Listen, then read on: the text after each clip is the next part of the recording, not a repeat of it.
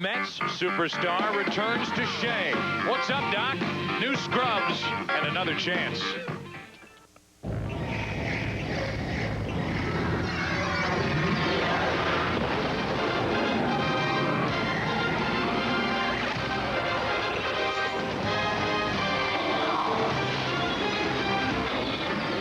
Welcome to Shea Stadium and welcome to the Fox Saturday baseball game of the week, the New York Yankees and the New York Mets. And now welcome to our broadcast booth. I'm Joe Buck along with my partner Tim McCarver. This is the start of a historic day in Major League Baseball, as for the first time since 1903, two Major League teams will play two games in two different sites. We'll have more on that a little bit later. But the story within the story, as there always is around here, has to definitely do with Dwight Gooden making his return here to Shea in a Yankee uniform. Dwight Gooden's last start here at Shea Stadium, June 24th, 1994. He broke in as a 19-year-old pitcher back in 1984 for the Mets after striking out 300 in 191 innings in Lynchburg the year before. He electrified this Shea crowd like none other. He's had the pressures of the World Series, the pressures of postseason play, the All-Star game, the pressures of his personal life. But today, the pressures of one pitching performance that could, if it's bad, spell the end of a dynamic career. Yeah, so in a sentence, the scene of his greatest triumphs here on this mound at Shea Stadium could also, in a way, be the scene for his last Major League start if things don't go well here for the Doc for the Yankees against the Mets. Well, how are you getting to the second game later tonight? You can take a boat, take a car. How about the subway? Yankee Stadium later. It's the Mets and Yankees at Shea coming up next on Fox.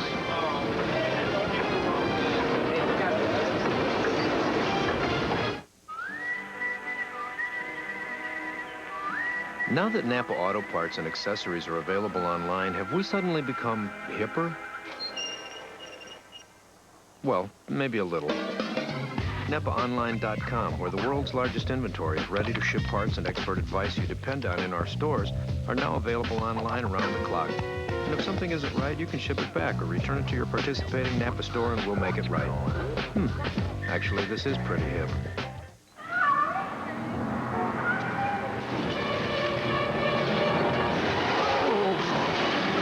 Axe, $60.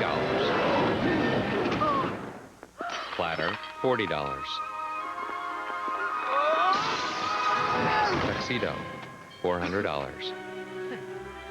Losing yourself in a movie, priceless. There are some things money can't buy. For everything else, there's MasterCard, accepted at a theater near you. Hey, Howie, with this ultrasonic distance measurer from Radio Shack, I can make measurements without using tape. Oh, really? Mm-hmm. Let's see how tall you are. I'm 6'5", Terry. Yes, or 1.95 meters. You and your gadgets.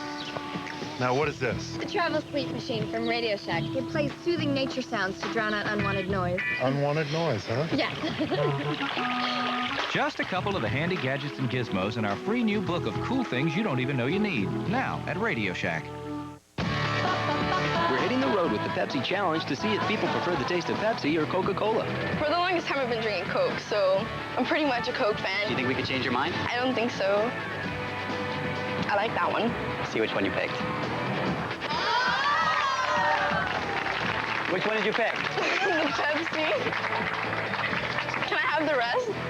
In taste tests nationwide, more people prefer the taste of Pepsi over Coke. So take the Pepsi Challenge and let your taste decide. Fox Saturday Baseball is brought to you by WorldCom, Generation D, by MasterCard. MasterCard, proud sponsor of Major League Baseball and fan of the great American pastime. By Radio Shack, you've got questions, we've got answers. And by your neighborhood 7-Eleven store. Oh, thank heaven for 7-Eleven. All right, who's not ready? How can you not be ready? The Mets and the Yankees on a beautiful day. I mean, the weather here today is ridiculous. It's so nice. It's like a San Francisco Bay Saturday afternoon at its best. Little breeze through the park. Temperatures are down. The sun is out. Mets and Yankees. And the starting lineup for the Yankees. They lead it off with Chuck Knobloch at second base. Derek Jeter bats second and short. Paul O'Neill hits third in right field. Then it's Bernie Williams with a 17-game hitting streak alive and well. Tino Martinez bats fifth. The reason being, he owns Bobby Jones. 4 out of 5 lifetime against him. Justice in left. Posada does the catching. Brocious at third. And Dwight Gooden pitches and bats ninth. How about the defense for the New York Mets? They've solidified that outfield somewhat with Agbayani, Payton, and Bell from left to right. The infield is not what it was a year ago defensively. Melvin Mora made an error in 2 of his last 3 games, and this infield has committed 37 errors already compared to only 33 all of last season. There's Mora. He is shaky at best at short. He has given the Mets a little shot in the arm with what he's done at the plate. And here's Bobby Jones, who's picked it up lately. That's exactly what he's done for the Mets lately. Bobby Jones 3-3 on the year, but 2-0 in his last 3 starts. His best start maybe was his no decision in his last outing against the Florida Marlins on Monday night. His curve has improved, but keep in mind it's crucial to his success. His arm strength is better than it was. He throws all his pitches, but he, like Doc Gooden, must be very, very fine and hit spots. We had his game back at Yankee Stadium on June 10th, and he lasted 4 2/3 innings. Allowed 7 runs, 9 hits, a 13-5 loss at Yankee Stadium. He's gone down to the minor leagues since then. And since his return, as Tim talked about, he's picked it up 2-0, 2.25 ERA in his 3 starts since. But this ought to give you a good idea, an indication that even with 2 of the better teams in baseball. Hold on a second.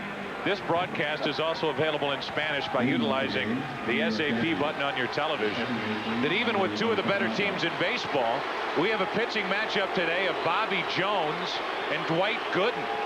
They get Dwight Gooden off the scrap heap, a guy who was released by the Tampa Bay Devil Rays of all teams to pitch for the Yankees, the world champions, and the Mets, who are one of the hotter teams in baseball and only 2.5 behind Atlanta, have Bobby Jones on the mound. That's the hand that we're all dealt, and there's a shot into right center field. There's Payton, can't get there. A base hit and a good start for the Yankees. Maybe not a good start. Goodbye, Knobloch, 1 away. What a play by Jay Payton. On the first pitch, Knobloch rarely swings at the first pitch. And now there seems to be a problem. I think there is interference called on Todd Zeile, the first baseman. If you do not have the ball, you can't get in the way of the runner.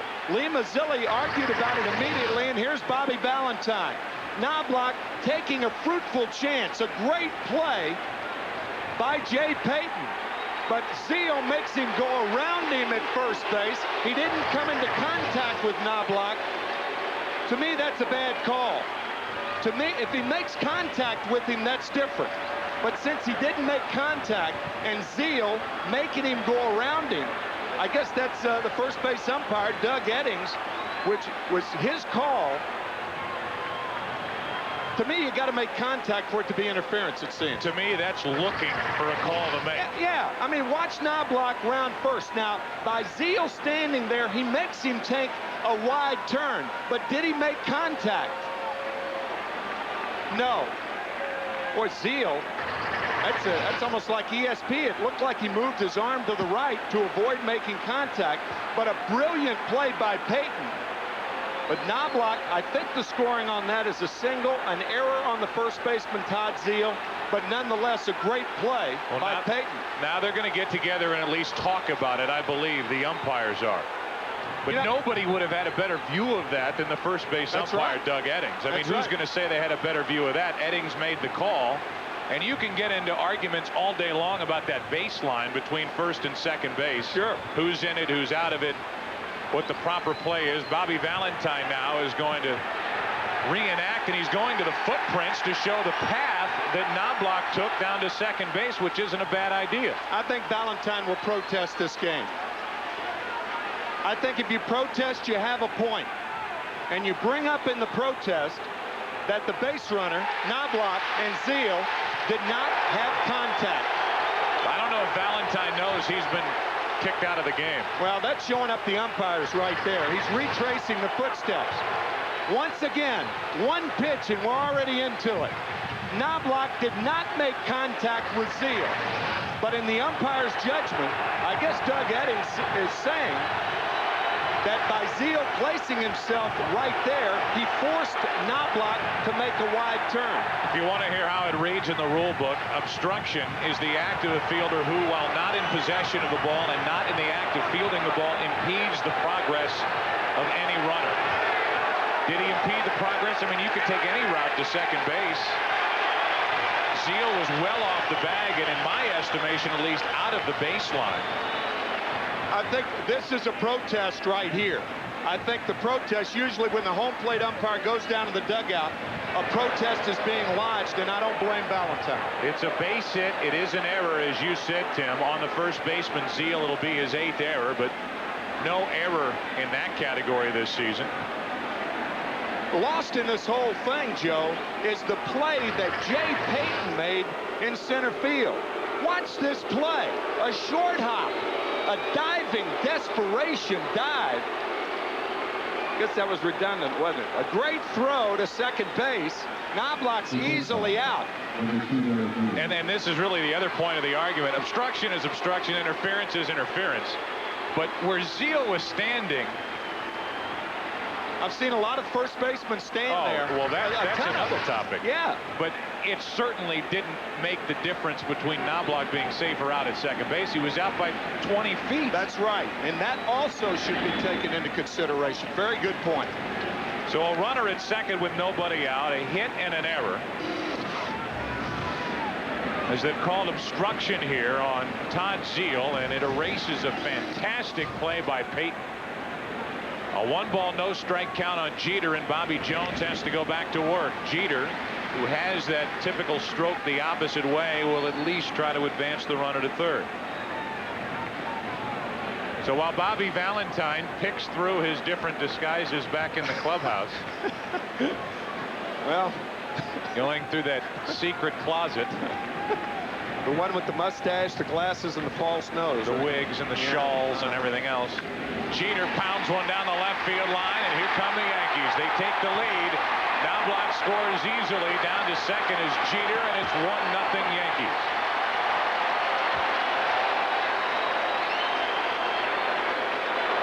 But to reiterate, you believe, I believe, and I'm sure many, even the Yankee fans in attendance here, believe that Valentine is justified with how angry he got, his actions afterward. He's ejected, so what? He deserves to have his say in that case. Derek Jeter with a double down the left field line, RBI number 37 for Derek. I think an indication of that, you noticed how Knobloch ran off the field without an argument of any kind. Of any kind. Knobloch was the most surprised guy. They almost had to get a rope and pull him back to second base. He was already across the third baseline. Right. Steps away from the Yankee dugout, never turned back, never put up an argument about where Zeal was, but the first base umpire, Doug Eddings, changed the entire complexion of the start of this game. We have Lee Mazzilli wearing a microphone for us today. How rare is it that by putting a microphone on a first base coach, it actually pays off? Man. And we will bring you some of what he said here in a moment. 1 ball, no strikes on O'Neill. Runner at second, still nobody out. And that'll get the runner over to third. Alfonso's automatic. 1 away.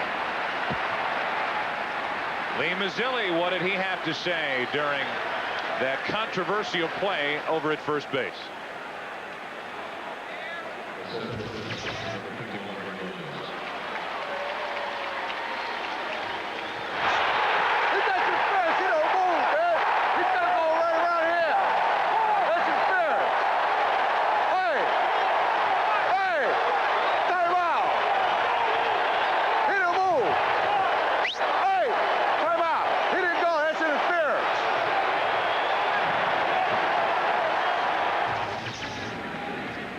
It's obstruction.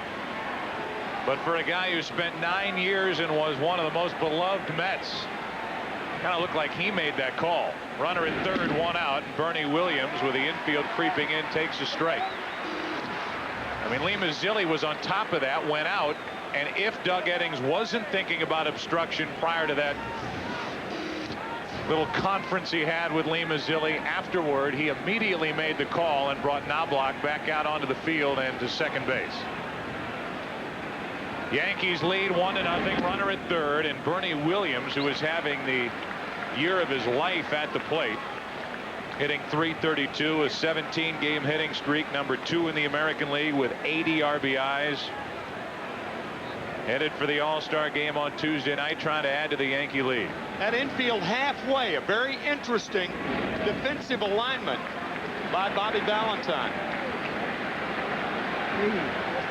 It's 2 balls and a strike. If you're thinking Valentine was ejected from the game, believe me, that's a defensive alignment by Bobby Valentine. Messages traveled hurriedly down that tunnel from the manager's office to the bench. 3 balls and a strike. Well, Bobby Valentine is now watching this game, either from the corners of the tunnel peering out of the dugout, which, by the way, is one of the worst seats in the house to watch a baseball game, or on television, relaying messages, as every manager does when he gets ejected. Now time called at the plate with a 3-ball 1-strike count on Bernie Williams. By playing the infield halfway, you give the middle infielders in particular, on a ball hit well, a chance to come home with the ball. Now they're back. And it's ball 4 on Williams. First walk handed out by Bobby Jones. The reason they move back with the count 3 balls and a strike is the chances of Bernie Williams getting a pitch and driving it hard is much better than on an even count. If Bobby Valentine didn't get a good look at that play the first time, Bobby, this one's for you. Here it is, a look at the replay. Zeal watching the play. Knobloch electing to go around Zeal. Never touched him. Knobloch never complained.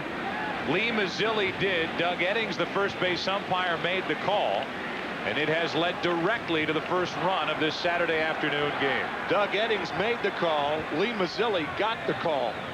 First and third, 1 out. Tino Martinez takes a strike. Why is Tino Martinez batting in front of David Justice in the Yankee lineup today? 4 out of 5 lifetime against Jones with a home run and 4 RBIs. Definitely a double play candidate if Jones can get him to hit it on the ground. And there's the old step to third, look to first. It works an average of 1.7 times a year. Joe, you know the interesting thing about Martinez and Justice batting left and left. Usually Joe Torre will sandwich the left-handers, putting Martinez 5th, Justice 7th. That's to the second baseman, Alfonso. What a play. Safe at first. The throw into the dugout. They will bring Jeter to the plate. Bernie Williams will go on to third. Down to second is Tino Martinez, and it's 2-0 Yankees in the first. It'll be the 5th error of the season on Alfonso. It's a base hit, an RBI, as it should be, and the error on top of it on this throw that got away. Alfonso penalized for getting to a ball that most guys don't get to. He should have eaten it and not made the throw. Glasses fall off. It looked like he reached down to pick up his glasses. Immediately, when he rolled over. Boy, what a bizarre inning this has been. Man. And a rare error on the Mets second baseman. Second error of the inning. 5th error for Alfonso on the year. And it's second and third, 1 out. And here's David Justice. Only 3 out of 21 since joining the Yankees. And a good pitch on the inside corner from Jones. Good thing we got our rest last night. Well, I'll say. We've had an obstruction call. We've had a crazy play by Alfonso to his left, showed his great range. Likely will play more shortstop in the All-Star game coming up on Tuesday night than second base. He can play anywhere. And we still haven't seen Dwight Gooden take the mound at Shea for the first time since 1994. And on top of that, he's wearing a Yankee uniform. It's got to be disconcerting to Doc. You get warmed up, and then that long wait. Keep in mind, the longer the wait, the more the lead. 1 ball, 1 strike. Second and third, 1 out. A 2-0 Yankee lead here in the first.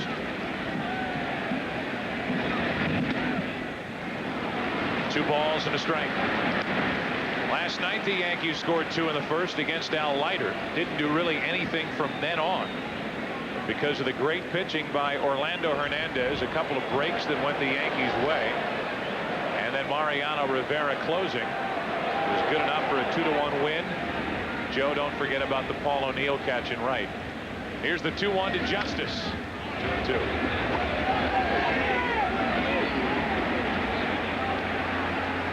So they had a ton of action last night, a 2-1 game, and we've had a ton of action in the first inning in a 2-0 game. That's the one thing interleague play will get people to do. If that play were made in a World Series, they'd have been talking about it 25 years from now. But even during a regular season, because it's between these two teams, 10 years from now, people will be able to tell you about O'Neill's catch in right field last night. 2 balls, 2 strikes, second and third, 1 out. 2-0 Yankees. Big rip by Justice. Well, you and I haven't talked since the Yankees picked up David Justice. We were all expecting either Sosa or Gonzalez, and as some have said, under the radar came David Justice from the Indians to the Yankees. You like it? David Justice has more home runs than any other Yankee right now with 22. Is it justified to try to get Sammy Sosa or Juan Gonzalez, sell the ranch in the process? I think the Yankees made the shrewd move. The 2-2 just high. 3 balls, 2 strikes. That said, I think Ricky Leday could be a star in the major leagues. Both of us love the talent of Ricky Leday as the slider stays just high. Ricky Leday inserted by Cleveland manager Charlie Manuel into that 3rd hole in the Cleveland lineup. 3 balls, 2 strikes with runners at second and third. That's behind the plate, and it'll get back and out of play.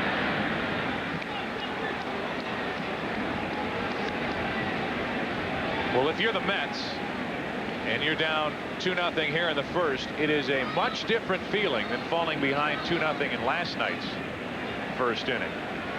And that is the difference between Orlando El Duque Hernandez and Dwight Gooden. Gooden is on the mound today for the Yankees. That does not figure to be a 2-1 final here this afternoon. 3 balls, 2 strikes, and Justice in a battle with Bobby Jones.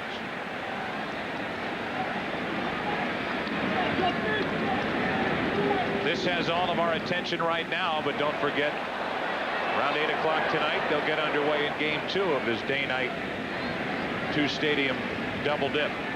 Glendon Rush, the left-hander for the Mets, will go against Roger Clemens at 8:05 this evening at Yankee Stadium.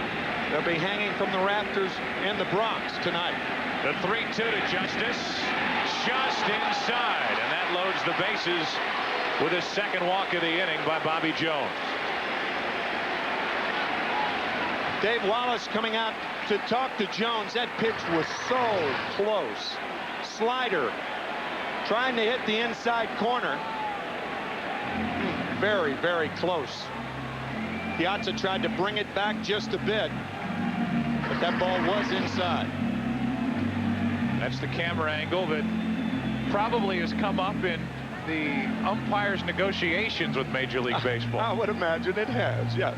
You know, and while we're on these topics, let's talk about that camera angle above the plate. Can we stop those announcers from second-guessing our balls and strikes, guys, from high above? We are not the favorites of some of these umpires. Others realize we're doing our job while they're trying to do theirs. But sure.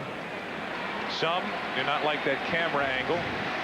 Don't like all the talk that surrounds the strike zone, but you are being naive if you don't think the strike zone has something to do with the explosion of offense in today's game. Bases loaded, 1 out, and here's an all-star, Jorge Posada.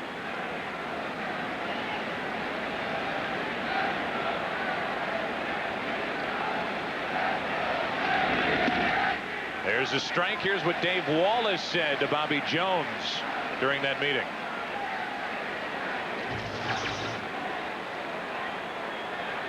All right. I seen it. I got more. Riveting. Ground ball foul outside first. Strike 2. You're the wrong channel. Well, whatever he said, speaking in tongues or whatever he was doing, it's 0-2 on Posada. Now Bobby Jones has thoughts of relieving Bobby Jones. Bases loaded, 1 out, no balls, 2 strikes on Posada. 2-0 Yankees. Got him looking, 2 gone. Here's what Dave Wallace said prior to this strikeout. Nice pitch. That's a good pitch right there.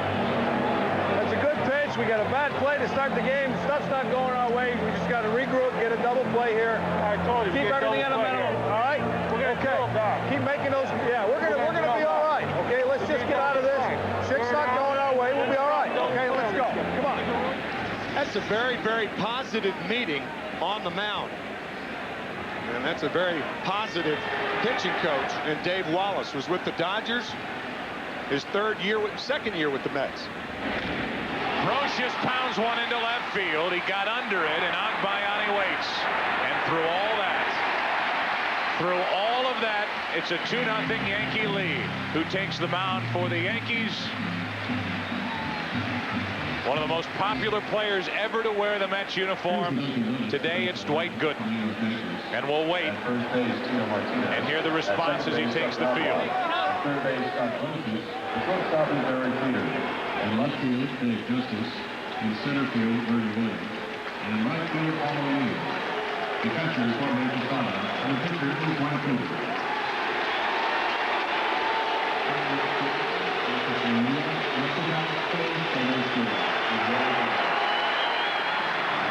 It's a tough situation for the crowd because the Met fans in the audience felt like damage was done to them at the top of the first inning. So they're really in no mood to cheer for Gooden. Some are now realizing the number 17 for the Yankees used to wear number 16 for the Mets. Dwight Gooden with a 2-0 first inning lead.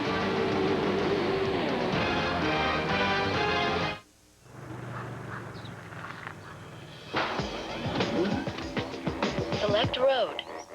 Validating tires. What kind of road can you drive on with BF Goodrich tires?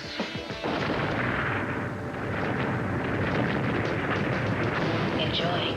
Any road you choose.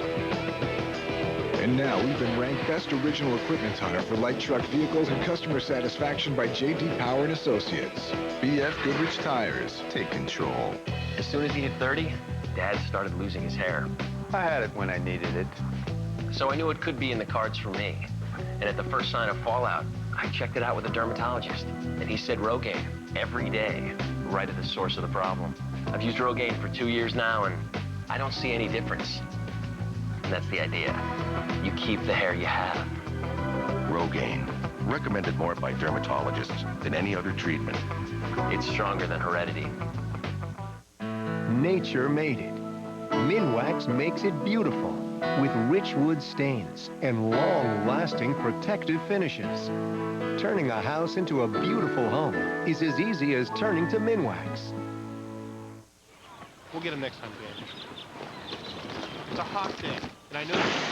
When it's time to cool down, don't get your emergency numbers confused. Remember, we're 7-Eleven. Summertime Slurpees. Oh, thank heaven. Well, here's Dwight Gooden. He is now a Yankee again. He was with the Yankees in '96 and '97. He's been with Cleveland. He's been with Houston. He's been with Tampa Bay. The lineup for the Mets: Melvin Mora leads off at short. Derek Bell bats second and right. Edgardo Alfonso hits third and second. Then it's Mike Piazza. Right now the leading man as far as the MVP is concerned in the National League. Robin Ventura, Todd Zeile, Jay Payton, Benny Agbayani, and Bobby Jones pitching and batting ninth. Here's Dwight Gooden with a record of 2-3. That action with the Tampa Bay Devil Rays as the Astros did him a favor to trade him to his hometown Devil Rays. And here's the scouting report. It's much different than it would have read about 10 years ago. Is it ever true that Doc Gooden has reinvented himself as a pitcher? That type of pitch is a pitch that 16 years ago he didn't even know how to throw. He's gone from a high fastball pitcher to a sinker, from a big curve to a slider, and he's working on a screwball. If you talk to Billy Connors, who was tutoring Gooden when they picked him up and had him down to that complex in Tampa, even though it's widely reported that Gooden is working on a split-fingered pitch, as Mora pops it up, and a good start for Gooden. Bernie Williams is there, and Mora's gone. That it's not the split-fingered pitch. They keep saying a split-fingered pitch that acts like a screwball. It is a screwball, which is rare from a right-hander. Yeah, and it's been reported widely that it's a splitter that acts like a screwball, and that is not true. It is a screwball. And how odd is that? David Cone in the bullpen. If he relieves Doc Gooden, it'll be only the second time in his career that he would relieve Doc. He did it one time, April 4th, 1987. Derek Bell, who grew up idolizing Dwight Gooden, and the two were very close and still are very close, both from the Tampa St. Pete area. Derek Bell was issued number 19 when he became a Met this past spring. He called Dwight Gooden and asked for permission to wear number 16. He got it. And while 16 isn't available for the Yankees, the number worn by Whitey Ford, who was at the park here last night, Derek Bell wears it for the Mets, hitting against Dwight Gooden. 2 balls and a strike. And what number does Gooden select? Number 17, worn here at Shea by his good friend Keith Hernandez. 2 balls and a strike on Bell. 1 out, nobody on here in the first inning, and that's a base hit for Derek. 1 on, 1 out.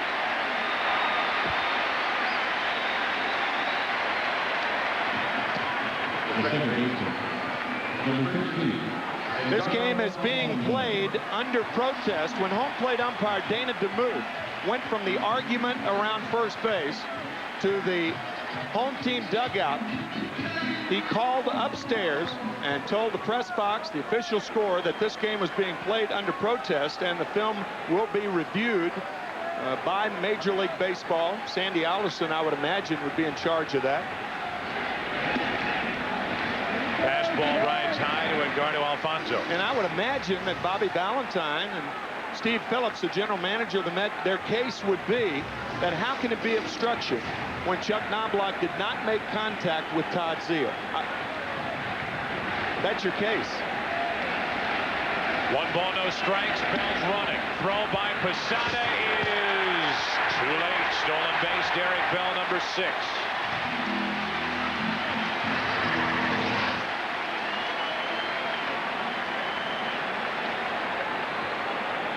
Good throw by Posada, but Bell with too good a jump. Doc Gooden has never had a good move to first base. Of course, he didn't need it in the early years. They never reached first base. Never had a chance to work on it. So a run is a hit away for the Mets. Alfonzo.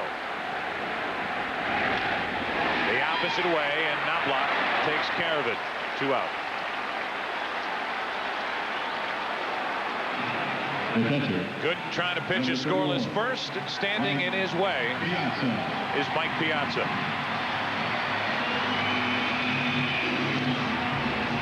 With that long, slow, almost meandering walk to the plate, dragging the bat behind him. Everything changes when the ball's in the hitting area. We'll give you an idea of how big Doc Gooden was 16 years ago.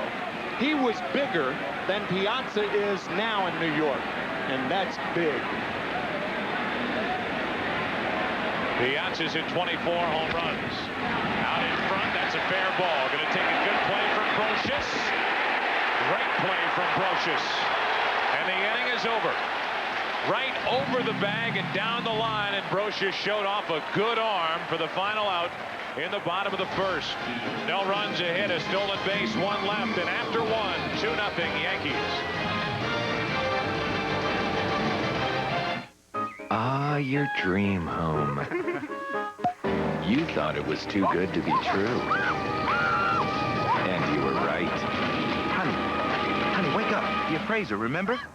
With HUD's FHA Homebuyer Protection Plan, you get the right loan, a fair price, and a thorough appraisal. If any problems are found, you'll know about them before you close. 30 million Americans have trusted us to build their dreams. Call for information on HUD Homes and FHA loans. HUD and FHA are on your side.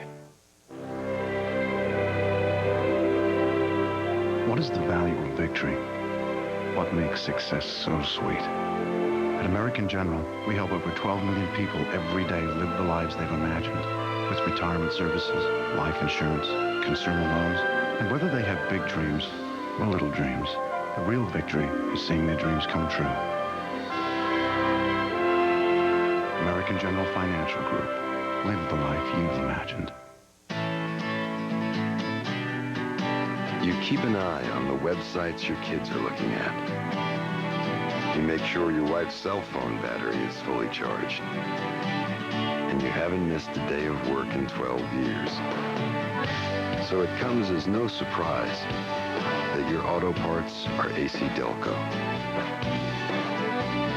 When the right way is the only way. AC Delco Automotive Parts. That's weird. Honey, this lipstick doesn't look like your shade. Oh, $300 for a massage? I don't remember a massage.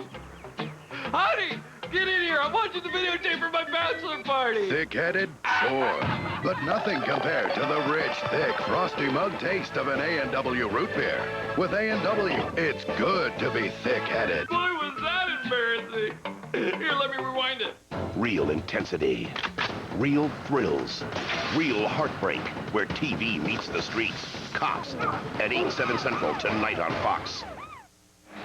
Well, we've had some action here in the first inning. The Yankees in the end lead 2-0. And Dana DeMuth, the home plate umpire, that's him on the phone. You were talking about it, calling up to the press box to alert the world that this game is being played under protest. Most protests, Major League protests, are not won. I think everybody knows that. But again, once again, when it is presented to the league office, it will be presented by Bobby Valentine. I'm sure you could see him go with the P that the Mets are protesting. But Bobby Valentine's case will be that Knobloch did not make contact with Todd Zeile. Here's Dwight Gooden, who was always a great athlete, a very good hitting pitcher. Lifetime is a 196 hitter. But he has 8 home runs, and he's driven in 67 runs in his big league career. 1 ball, 1 strike. Gooden, then Knobloch, then Jeter. And that's out in front of the plate. Rallying the spin is Piazza, and then Zeile on the other end digs it out. 1 away. The story with Dwight Gooden, we touched on it earlier, came up in 1984. Fantastic baseball story at the age of 19, what he was doing. He was 17-9, the rookie of the year. 1985 was 24-4 with an ERA of 1.53. See the Major League rookie record of 276 strikeouts. And then you know the rest of the story, or most do, as you roll it forward and get into the early mid-90s with a couple of repeated violations of baseball's aftercare program, with his struggles with illegal substances, drugs. He has put those problems behind him and is one of the most likable guys that you could ever run across. But when you talk about Derek Bell, who was only 5 years younger than him, he'll tell you, you know, we grew up idolizing Dwight Gooden.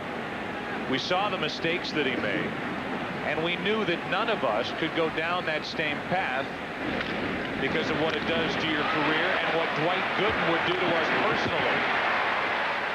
So Dwight made the mistakes, and we learned from them.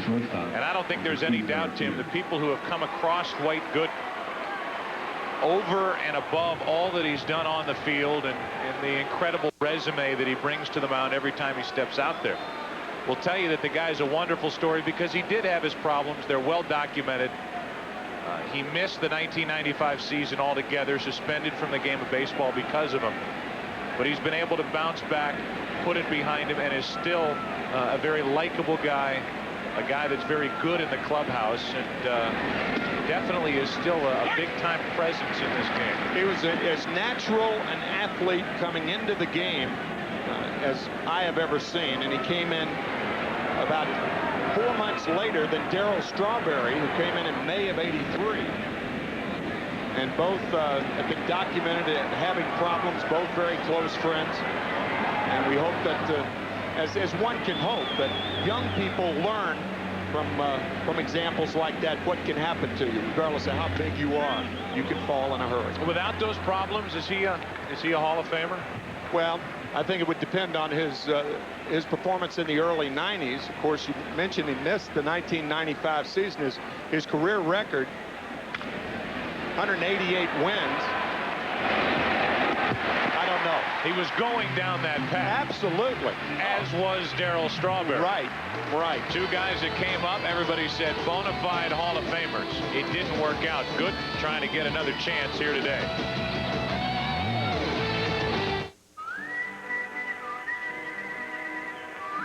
Now that Napa Auto Parts and accessories are available online, have we suddenly become hipper?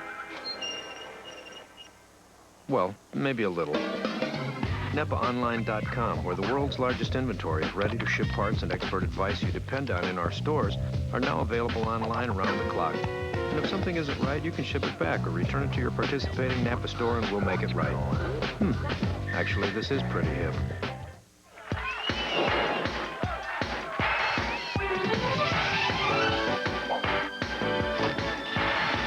Want to make your ice cream more exciting? Pour on Hershey's chocolate syrup.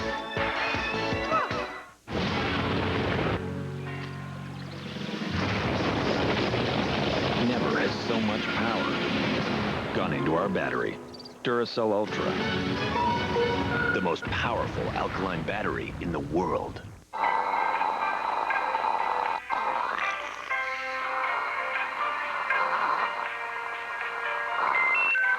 Now you can receive a short text message over the internet. Then send back an answer.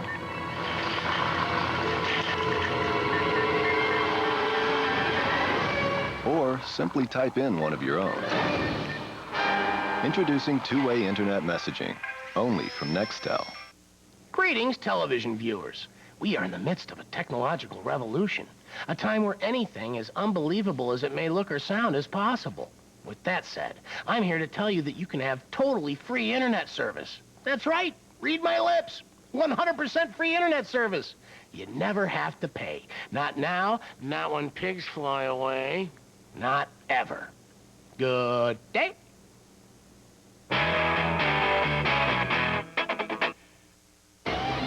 Fox Saturday Baseball is brought to you by FreeInternet.com. For 100% free internet access, go to FreeInternet.com and download today. Well, back to the hill is Doc Gooden, a 2-0 Yankee lead. He took care of both Alfonso and Piazza with a runner in scoring position in the first, and now deals with Robin Ventura. Todd Zeile and Jay Payton here in the second. Ventura's average only .242. Still really bothered by that sore right shoulder. Both sides of the ball, throwing and hitting. 1 ball, 1 strike from Gooden. 87-mile-an-hour fastball. He has gotten it up to 89, which is a pretty decent fastball. Remember, it's got to have movement. That was a slider there. And it's 2-1. That's the board that Tim's reading and most are reading here at Shea Stadium. That's well hit down the line, but it's jerked foul. 2-2. That was the first screwball that Gooden has thrown on a 2-1 count, a fastball count. You can see the rotation right there. It goes away from the left-handed batter, and Ventura waiting on it very well. Just hit it hard, but foul. Full count.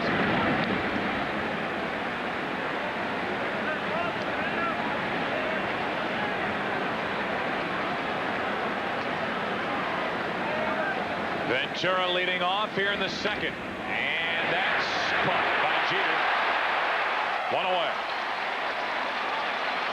That was another screwball thrown by Gooden.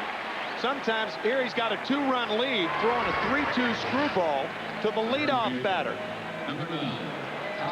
Ball hit off the end of the bat, and a nicely timed play by Jeter. Well, that's interesting to note that about Dwight Gooden. You know, obviously he knows how important this start is, not only for the Yankees, obviously in interleague play, but for his immediate future.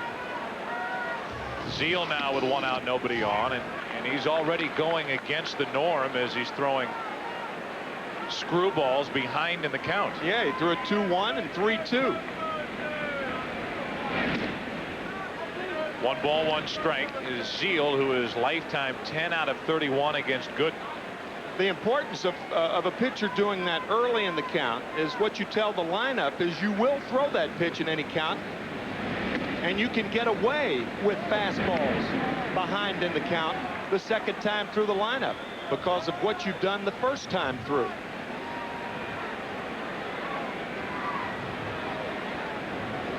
Gooden behind on the count here, 2-1. And that's ripped down the left field line off the bat of Zeal. Up against the wall. And Zeal into second, trying for the double. He's safe. He's there with 1 out. Tying run will bat Payton right now for a game break. Back to Keith Olbermann of the Fox Television Center. All right, Joe, here's Sammy Sosa in Chicago. And isn't that new missile defense system supposed to knock things like this down? 445-foot 3-run homer, 4-0 Cubs over the White Sox. Top 3 and in Cincinnati. 3-run homer by Pokey Reese off Kane Davis, making him look like Charles Foster Kane. Rosebud, 3-2 Reds, bottom 3. Joe? I think that was a decoy. Not supposed to work on the decoy.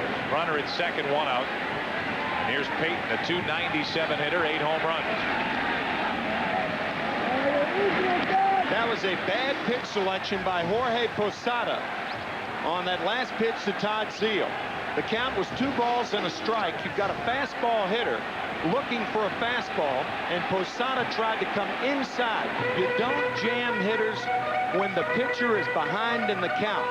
That's one of the best rules of thumb for a catcher. You see where Posada set up right in there, inside, count 2 balls and 1 strike. Don't jam guys, particularly experienced hitters like Zeal, when the pitcher's behind in the count. And right now he doesn't throw hard enough to live in there. Right. A 1 ball, no strike count. That's into right field for O'Neill.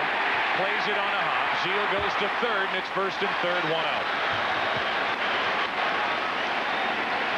Third hit of the afternoon for the Mets. And they have runners at the corners with Agbayani coming up. So a great play by Jay Payton earlier. Payton, a good hitter. Hard liner the other way. Now watch Paul O'Neill trap the ball with his bare hand first and almost try to slap it into his glove. Zeal had to hold up, can only go to third. So the double play still in order for the Yankees. And Agbayani walks in. We'll say it again. If you're Dwight Gooden, you have to figure that this is your last chance. Yep. You've already been released by the Tampa Bay Devil Rays. Pitching is a big problem for them. George Steinbrenner signs Gooden to a contract as Agbayani takes a strike. And he's brought up, if for no other reason than a flair for the dramatic, to come in here in a Yankee uniform and to pitch in this interleague series with the Mets. But if he doesn't have a solid outing here today, this might be it. First and third, 1 out. 1 ball, 1 strike on Agbayani. And Gooden will tell you he is forever grateful to George Steinbrenner for keeping his career alive. Darryl Strawberry will tell you the same thing. As they should. Absolutely. Nobody else would have signed him. Nobody else did sign him. 1 ball, 1 strike, and a check on Payton. And a shot of David Cone out in the bullpen. He hasn't pitched on this mound since 1992, when the Mets traded him away. There were a couple of stretches for the Mets that David Cone was absolutely unhittable. 1 ball, 1 strike, first and third, 1 out. And a double play ball to short, maybe. Jeter flips, Knobloch in the middle, wide and safe. And it's a 2-1 game. In Knobloch's defense, people will immediately look at the throw by Knobloch because of all the problems. But it would have taken a heck of a turn by any second baseman to get a double play on this. Yeah, the ball wasn't hit hard enough, and because of that, it gave Jay Payton, a fast runner anyway, a chance to get on and barrel into Knobloch. Chuck had no chance to get anything on that throw. That's the problem with the throwing problems that he's had. Anytime there's nobody out at first base, everybody blames Knobloch for everything, and that's not fair. Here's Bobby Jones now facing Gooden, but those are the throws where he hasn't had the problems. That's right. That's true. The throws when nothing's happening around him that he picks it up. He has all day to get it to first, and he bounces it to Martinez. Now Gooden makes Martinez stretch.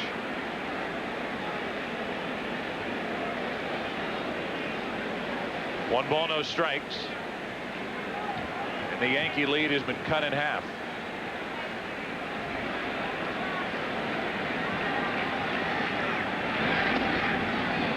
One and one. Along with David Cone out in the bullpen for the Yankees, who's been bumped out of the rotation. They'll go back with Andy Pettitte on 3 days rest tomorrow.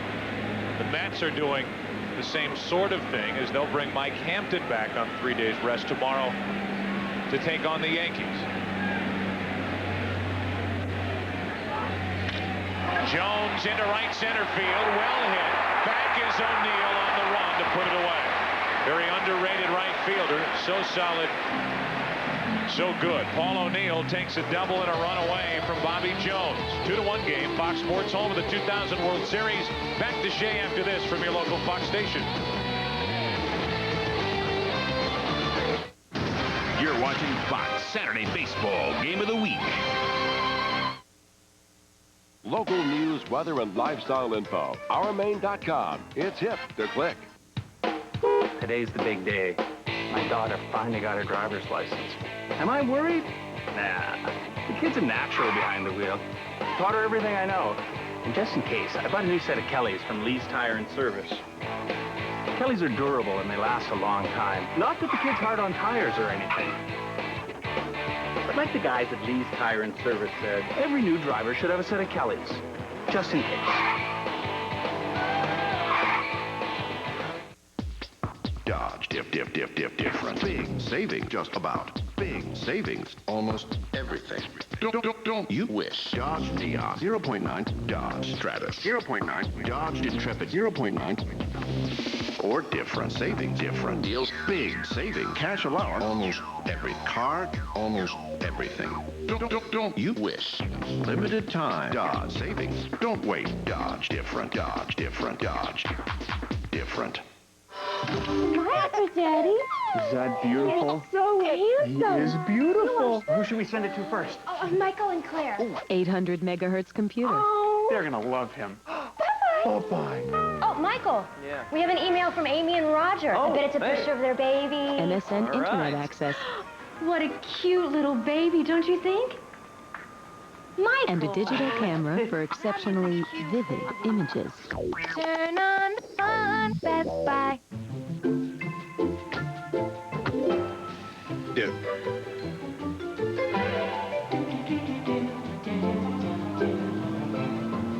Dude? Dude? Dude. Dude. Dudes.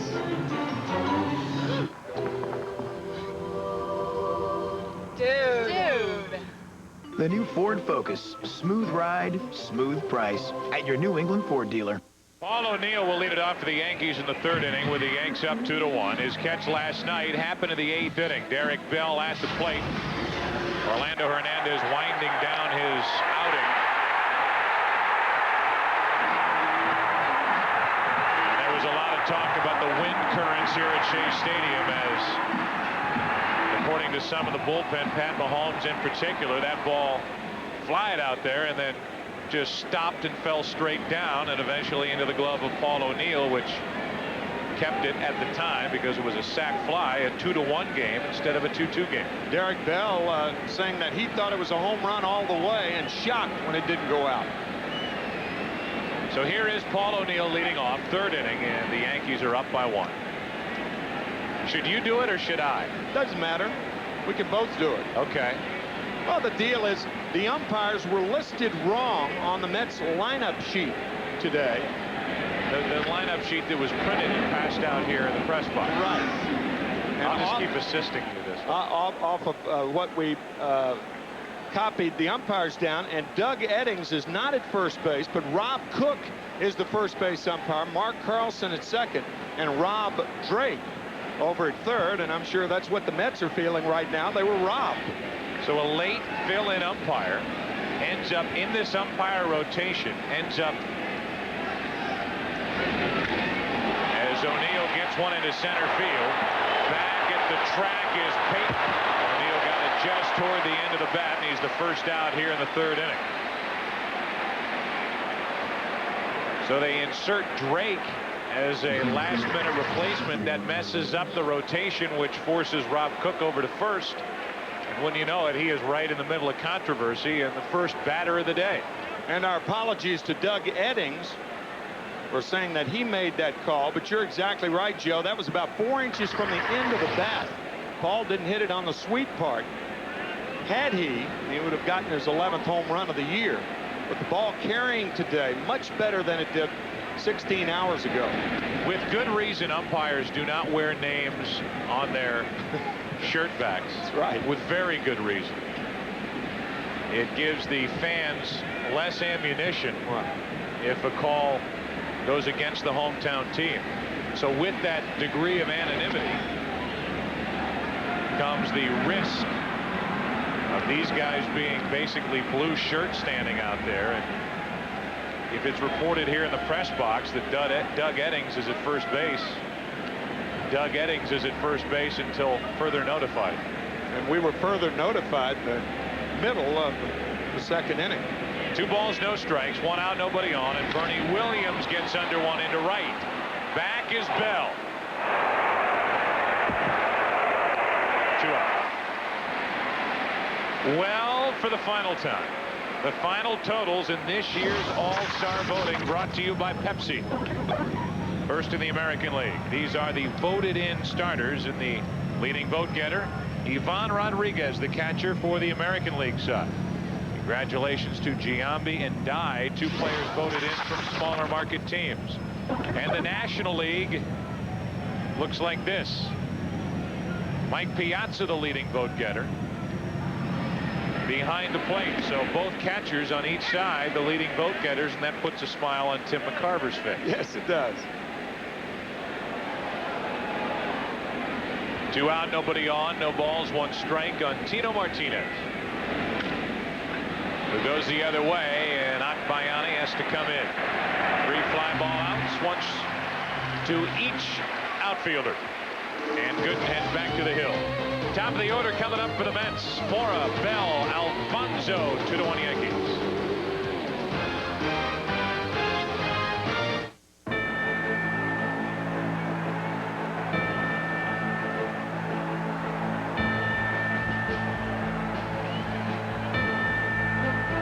Ice cold! Bud Light! Ice cold! Bud Light! Hey, who wants one?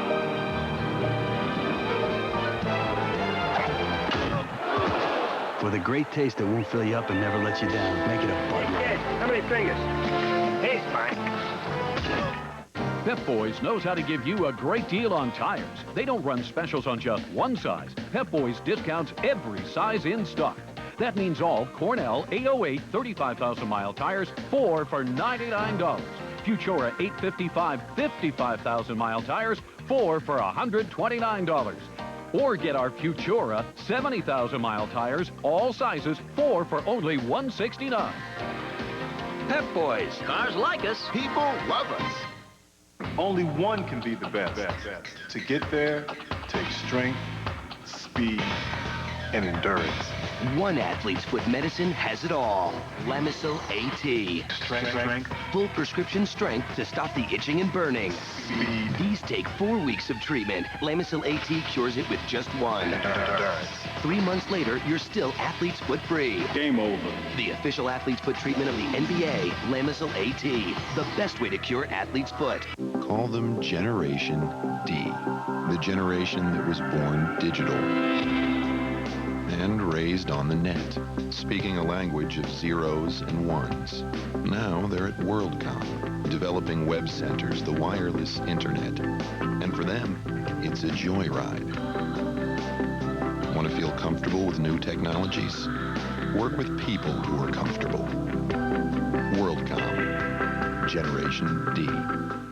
This doctor died amid murder plots and global germ warfare. Help unlock his deadly secrets. America's Most Wanted, all new tonight on Fox. Bottom of the 3rd inning, a 2-1 Yankee lead. Top of the order for the Mets. So second time through the lineup for Dwight Gooden. Mora flying to center his first time up. Yankees have won 9 of the 15 interleague meetings between these two. Winning last night 2-1. They split the only 2 games played back at Yankee Stadium earlier this season. Then they were rained out on June 11. So that prompted Major League Baseball, along with some assistance from these clubs, although not everybody's in favor of what's happening today, to schedule what is a day-night doubleheader in 2 different stadiums. 2 different boroughs. No balls, 1 strike. Mora takes strike 2.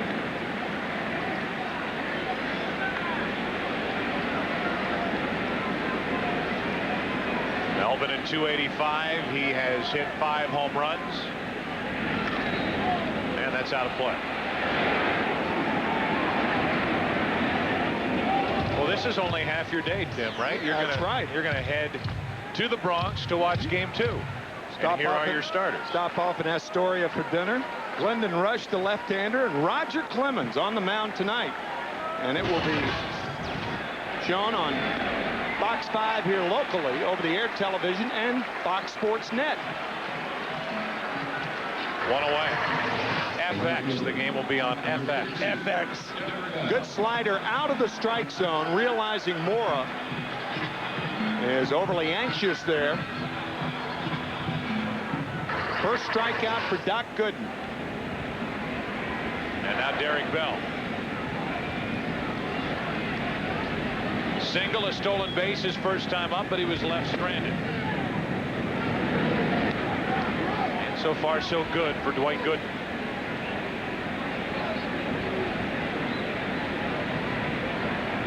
Bell up to .313 with his average.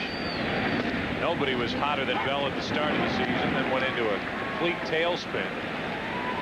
And now has picked it up of late. He's hit 16 of his last 18 games.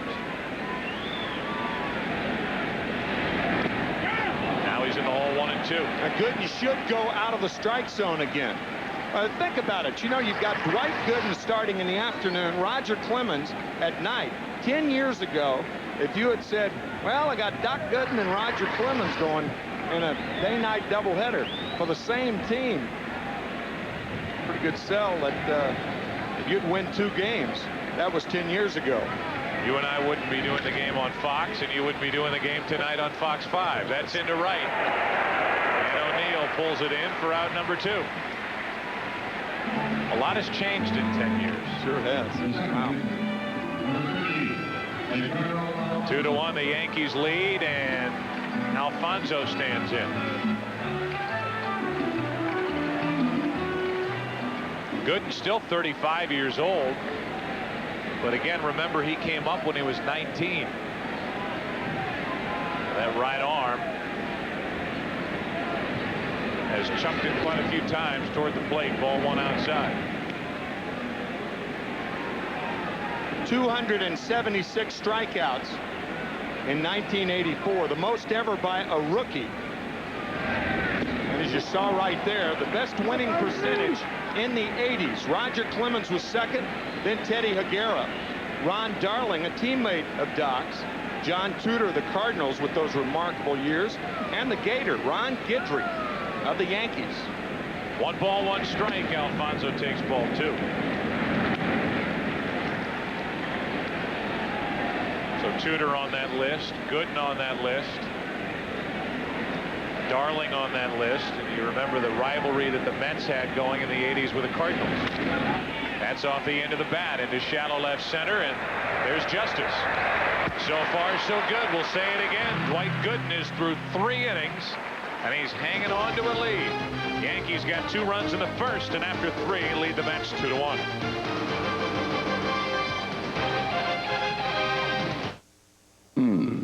Interesting. Coca-Cola or Pepsi-Cola? A paradox. While molecularly similar, they logically seem to offer 2 possibilities. Of course, you must invariably arrive at one and only one correct choice.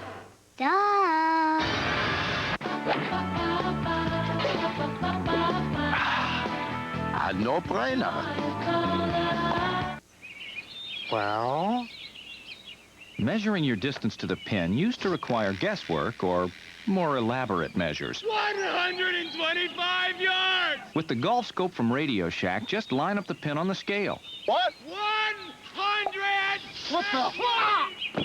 Now you don't have to go to such lengths.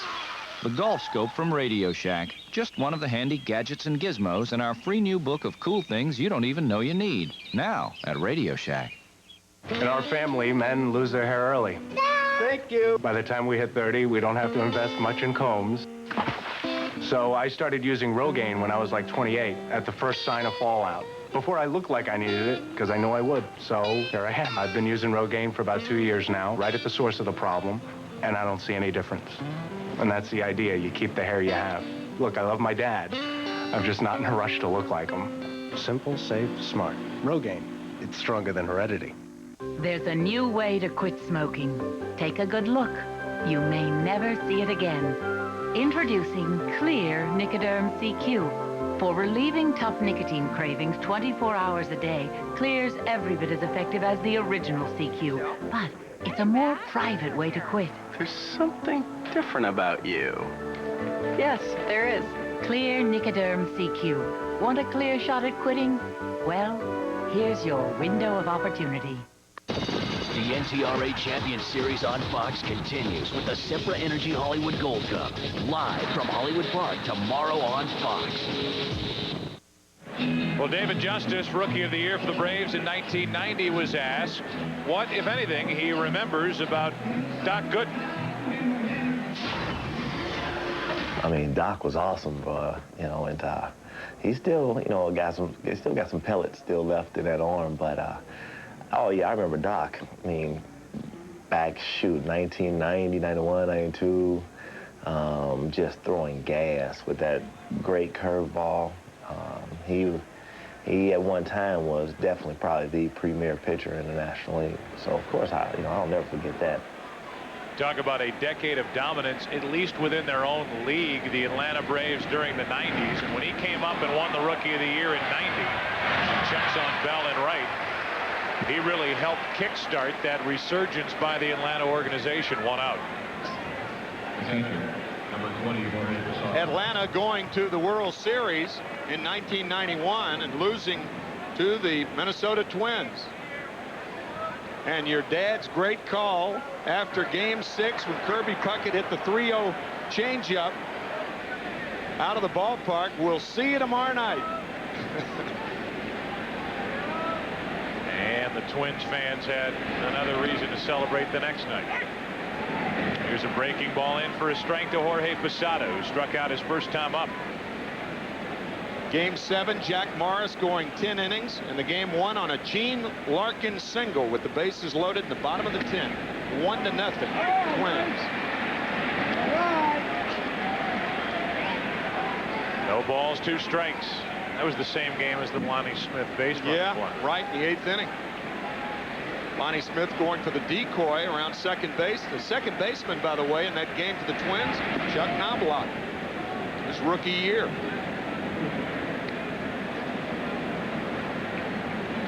There's Chuck. You start to look back at Chuck's years with the Minnesota Twins, and you inevitably find yourself asking, what happened? Not a lot offensively, but a lot of struggles defensively from the neck up. Former Gold Glove Award winner in '97. Also stole 62 bases that season. 96 hit .341 with Minnesota. 13 home runs, drove in 72. 2 balls, 2 strikes on Posada. And now a full count. Bobby Jones deserves a little credit for not breaking in that first inning. He did give up 2 runs, but with the bases loaded, 1 out, struck out Posada, who's at the plate now, and got Brocious to fly out. Got to throw something other than the fastball right here. He does, and he missed with it. A change, and it dropped into the dirt. The 3rd walk handed out by Bobby Jones. Let's talk trivia. The freeinternet.com trivia question. In 1985, at age 20, Dwight Gooden became the youngest pitcher to win 20 games in a season. Whose record did he break? 1985. I already told you Gooden was 24-4 with that ridiculous ERA of 1.53.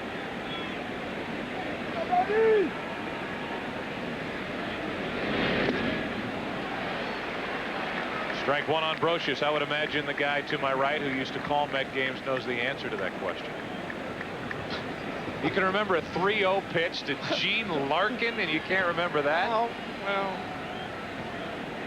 come on. Well, that really puts me on the spot. Which I love doing. No. The stuff you remember is... Well, it's, you know, I think it's from the catching standpoint. Just things are frozen until death. Until death do us part. There's strike to Brocious. That slider or that hanger, that's your call. That's both good and bad. If it's bad, you want to reach out there and interfere with somebody. Hope to obstruct with the hitter so he doesn't have a clean shot at it. Seems like you remember the bad pitches more than you do the good. What is it about we humans? Do you blame yourself, Tim? Do you blame Carlton for anything? Was it always your mistake? Well, you do take a lot of rare occasions. No. You take a lot of responsibility. I mean, you're constantly kicking yourself. Brocious down the left field line, hooking toward the corner. Playable for Agbayani. 2 out. Posada thought about tagging and trying to advance, but now with Gooden coming up, doesn't want to risk it. Here's Keith Olbermann in the Fox Television Center. Joe, news updates. Your Monday and Tuesday nights may have just gotten freed up. Mark McGwire out of the All-Star game and the home run derby. It's tendonitis in the right knee. Edgar Renteria of the Cardinals will replace him on the roster. And Alex Rodriguez is out of the hospital after being banged up in the collision with Joey Cora last night. No report on his availability for the All-Star game. Travis Fryman left the Indians game with back spasms. He may be out. The casualties continue to mount. Joe. 1 on, 2 out. Thank you, Keith. Gooden takes a strike. Well, that is not good news for ESPN, and that's not good news for NBC, and they will televise that game on Tuesday night. So the home run derby just lost a little bit of its luster, but is always entertaining nonetheless. No balls, 1 strike. And strike 2 on Gooden. Here are some of the All-Star snubs. More print is wasted and breath is wasted on who should be on the All-Star teams. But here are some of the guys who are deserving. Oh, Joe, guys like that, that's one of the big reasons you ought to expand the roster. Breaking ball. And Gooden way out in front is gone. That for Jones, his 2nd strikeout. A walk in the inning. Yankees have left 4. They lead by 1, bottom of the 4th.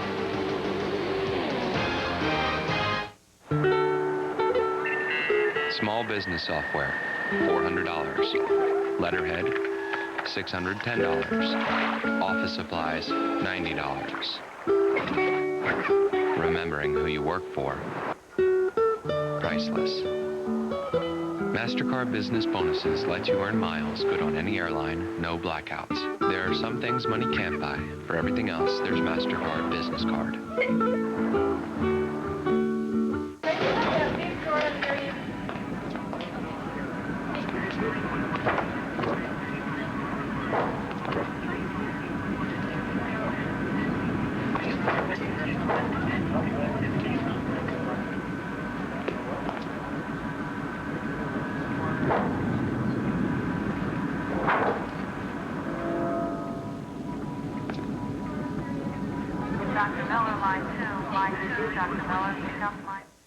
Hey, Dad, he got some bread. Fresh bread can mean the difference between a safe day at the park and an emotional scar. So be safe. 7-Eleven. Fresh bread and milk. Oh, thank heaven.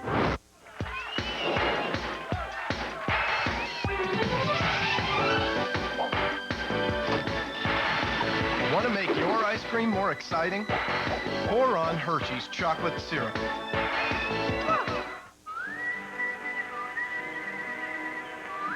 Now that Napa Auto Parts and accessories are available online, have we suddenly become hipper? Well, maybe a little. NapaOnline.com, where the world's largest inventory of ready-to-ship parts and expert advice you depend on in our stores, are now available online around the clock. And if something isn't right, you can ship it back or return it to your participating Napa store and we'll make it right. Actually, this is pretty hip. Tired of summer reruns? Fox brings you the most original summer adventure yet. Can I help you? Opposite Sex premieres Monday, July 17th on Fox. Bottom of the fourth inning, Dwight Gooden back to the hill, protecting what is now a one-run Yankee lead. We would like to welcome those of you watching the White Sox and the Cubs. A 5-0 Cub lead there, as you know, but I'm alerting the people that have been watching us. Joe Buck and Tim McCarver with you, and the reason you're here is because Mike Piazza will make that long, slow walk to the plate to lead it off here in the fourth inning with the Mets down by 1. Since coming to the Mets in the middle of the 1980, might make that the 1998 season, from the Florida Marlins, Mike Piazza's gotten one big hit after another for this ball club. Mets trailing by a run right here. They love who's at the plate. Here he is leading off. 24 home runs he's hit, and a tailing delivery is on the inside corner for strike 1. Story here, the headlines about Dwight Gooden making his first start here at Shea Stadium on the very mound where he made his name for the first time since 1994. There's Piazza into center field. Did he get enough? Back near the track is Williams. One away. You almost saw one, but go back to your game. 1-0 here in the fourth. Anytime Piazza gets into a ball and it takes off through the air, even with that trajectory, you have to think home run. He is so strong. So strong. Just got under this a bit. Bernie Williams hauls it in. So 1 out, and here's Robin Ventura. And a breaking ball for a strike. It's been mentioned after the fact, but it really was something that Mike Piazza went through a streak where he drove in at least 1 run in 15 consecutive games. It was a 78-year-old record that nobody really was aware of prior to Piazza going down that trail.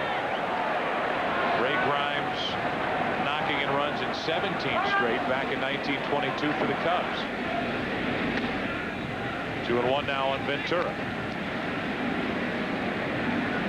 Typical Piazza, and with good reason, but typical Piazza, and then he deflected a lot of the spotlight to his teammates, who were obviously on base and in position to be driven in.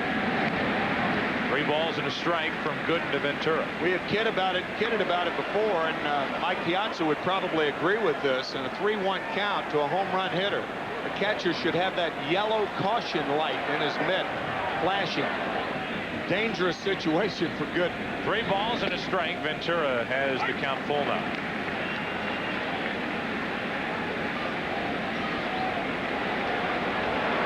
Mel Stottlemyre, who was the pitching coach here with the Mets from 1984 to 1993.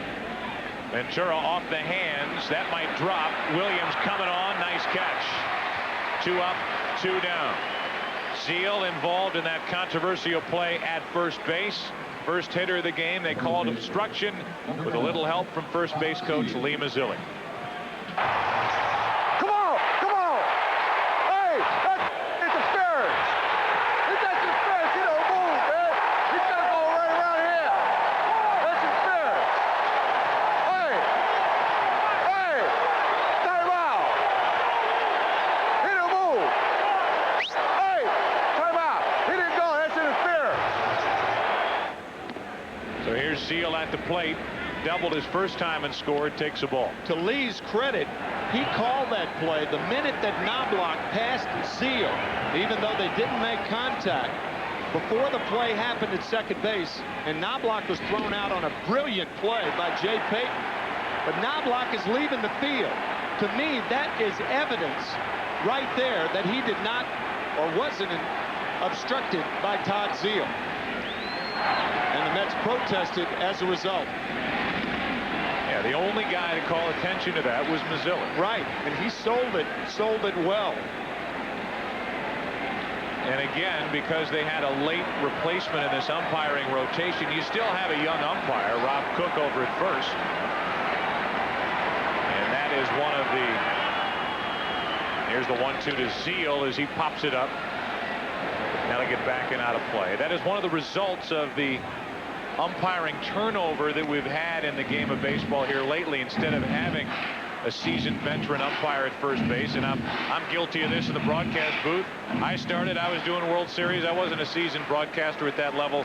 You have to get your shot sometimes, but that definitely is a factor here. And one of the younger umpires heard it immediately from Lee Mazzilli. And if he wasn't thinking obstruction prior to Lee bending his ear, he was and made the call right after Mazzilli made his case. And you really can't discount that, because an older, more experienced, a coach like Lee Mazzilli, who's gone through his playing career, and a good one. Zeal, another hit. He is red hot, adding to his .310 average. A young umpire is apt to be intimidated by a coach, particularly when he does it with the resolve that Mazzilli did. Our FreeInternet.com trivia question. In 1985, at age 20, Doc Gooden became the youngest pitcher to win 20 games in a season. Whose record did he break? Rapid Robert, Bob Feller. 1939, 13 days older than Gooden. Won 24 games that year as well, as Gooden did back in 85. And he also led the American League in victories. Did you remember? Did you know? No, I did not know that. No, I knew that at one time, but I forgot it. I was going to guess, however, Herb Score. But he broke Herb Score's strikeout record for a rookie, set back in 1956. So at least you wouldn't have been far off. Nah. I've been closer than I would had I guessed in the 60s, 70s, or 80s. Say the name Gene Larkin again. Gene Larkin. Oh. Remembering the Minnesota Twins. It's fun to go back and look at those tapes of World Series games that weren't that long ago and remember some of the key players in those series, guys that have disappeared, not only from the big leagues, but from your memory. Strike 2 on Payton, who singled his first time up. Mets trailing by a run. You see Cookie Rojas flashing signs down at third base. It's a good time for a delayed steal. Todd Zeal will do that occasionally. But 2 outs, 0-2 on the batter. If Payton strikes out, obviously no harm done.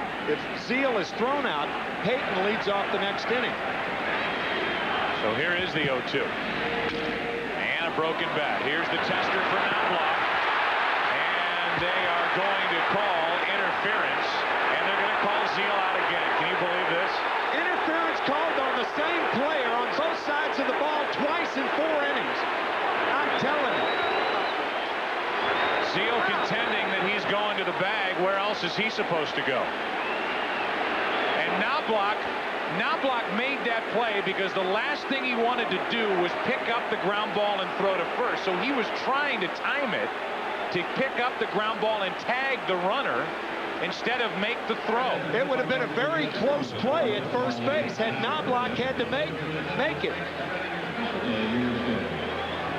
Same players involved. Zeal going down the line, called for interfering, and it's still 2-1 now after 4.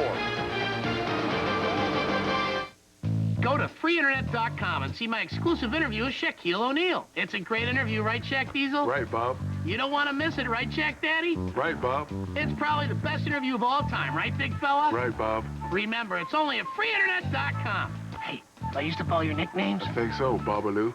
I love it when he calls me Babaloo. I love you, Bob.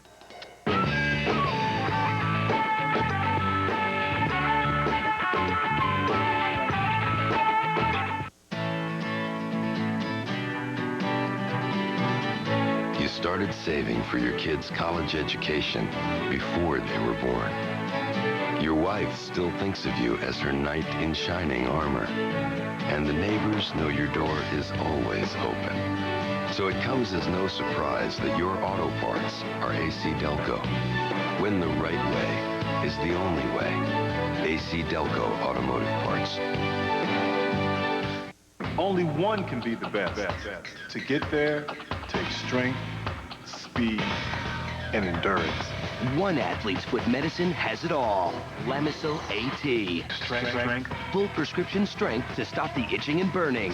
Speed. These take 4 weeks of treatment. Lamisil AT cures it with just one. Endurance. 3 months later, you're still athlete's foot free. Game over. The official athlete's foot treatment of the NBA, Lamisil AT. The best way to cure athlete's foot.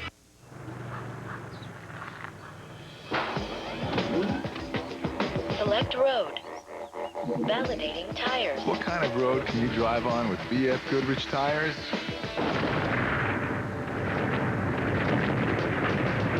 Enjoy. Any road you choose.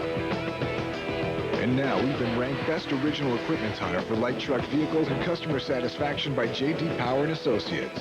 BF Goodrich tires. Take control. Fox takes you behind the scenes of X-Men. It's an exclusive first look. X-Men, The Mutant Watch, an all-new special Tuesday at 8, 7 Central, only on Fox.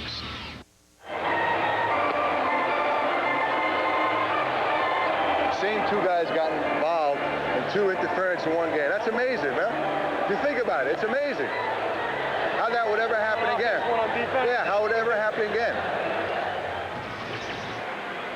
Echoing our sentiments here in the booth as Knobloch leads it off and fouls it out of play, strike 1. I know you've never seen that before. No, never.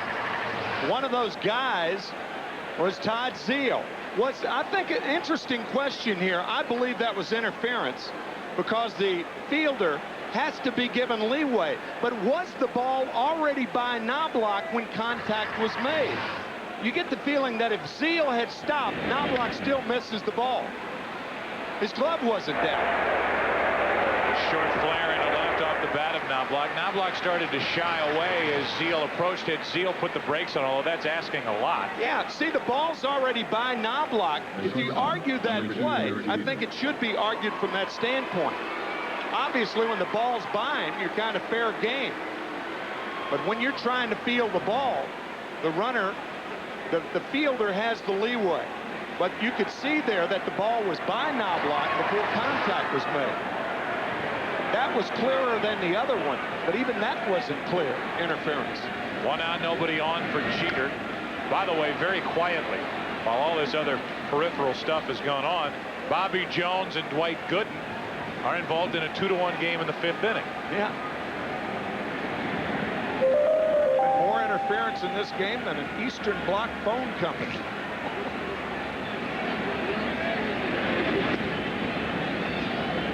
One ball, 1 strike.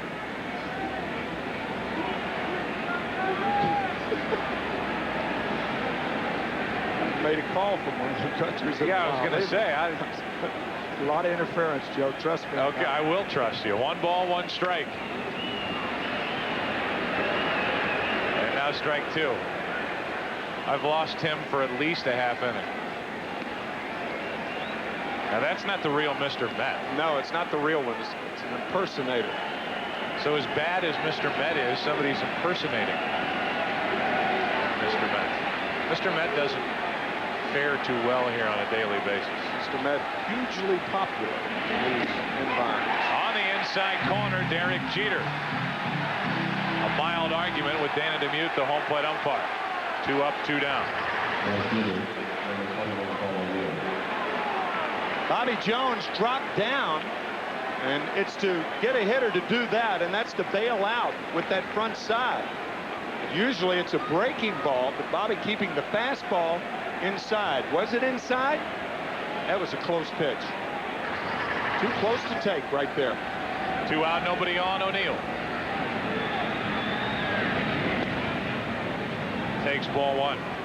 Remember when yours truly, the announcer person who's talking to you, said that it doesn't figure to be a 2-1 game today? I remember that. It's 2-1. 5th inning, 2 out, nobody on. Top of the order for the Yankees, going in order. But O'Neill will have a lot to say about that. 2 balls, no strikes from Bobby Jones.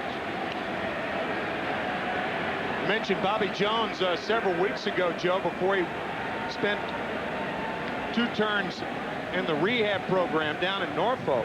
He was not throwing anywhere near as hard, nor was his control as good as we've seen it today. Mets are paying Jones over $5 million this season. As he hits the outside corner, 2-1. Since his return, there's his record with the ERA of 2.25. The 8 starts prior to his trip down to the minors, 1-3 and an ERA over 10. Last year, he made only 9 starts because of bursitis in his right shoulder. Also had a strained right calf and missed a month. Go back to '97, he was an all-star. He had won 12 games prior to the break. Then kind of fell apart, winning only 15 games the entire season, so only 3 after the break. Won 12 games faster than any Met pitcher. That's saying a lot. Yeah, there were some good ones around Tom here. Seaver, Jerry Kuzman, Doc Gooden. The 2-2 to O'Neill. Wouldn't chase it. On the other side, the Yankees are using their 10th starter this season already. As we play in early July, they used 9 starters all of last season. So far, Dwight Gooden ought to be awfully pleased with the results. 4 innings, 1 run on only 4 hits. O'Neill reaches up and pops it into center for Peyton. The Yankees are finished in the 5th. Halfway through it, back to work. The doctor. He goes to the hill to deal with Akbayani, Jones, and Mora. 2-1. Yankees on top. That's weird. Honey, this lipstick doesn't look like your shade. Oh, $300 for a massage? I don't remember a massage. Honey, get in here. I'm watching the videotape for my bachelor party. Thick-headed? Sure. But nothing compared to the rich, thick, frosty mug taste of an A&W root beer. With A&W, it's good to be thick-headed. Boy, was that embarrassing. Here, let me rewind it. Select road. Validated tires. With BF Goodrich tires, it's any road you choose. BF Goodrich tires, take control. Boom! Stop dead in his track. That's how fast Tough Actin' Tenactin Pump Spray works. It stops the itching and burning of athlete's foot dead. The only leading brand so tough it prevents athlete's foot. Tackle athlete's foot symptoms in seconds with Tough Actin' Tenactin. As soon as he hit 30, Dad started losing his hair. I had it when I needed it. So I knew it could be in the cards for me. And at the first sign of fallout, I checked it out with a dermatologist. And he said Rogaine every day, right at the source of the problem. I've used Rogaine for 2 years now, and I don't see any difference. And that's the idea. You keep the hair you have. Rogaine. Recommended more by dermatologists than any other treatment. It's stronger than heredity. Piazza and the Mets. Nomar and the Bo Sox. Fox Saturday Baseball next week. Fox Saturday Baseball is brought to you by Rogaine Extra Strength for Men. By Tenactin Pump Spray, the only leading brand so tough it prevents athlete's foot. By BF Goodrich Tires. Take control. And by A&W. With A&W, it's good to be thick-headed.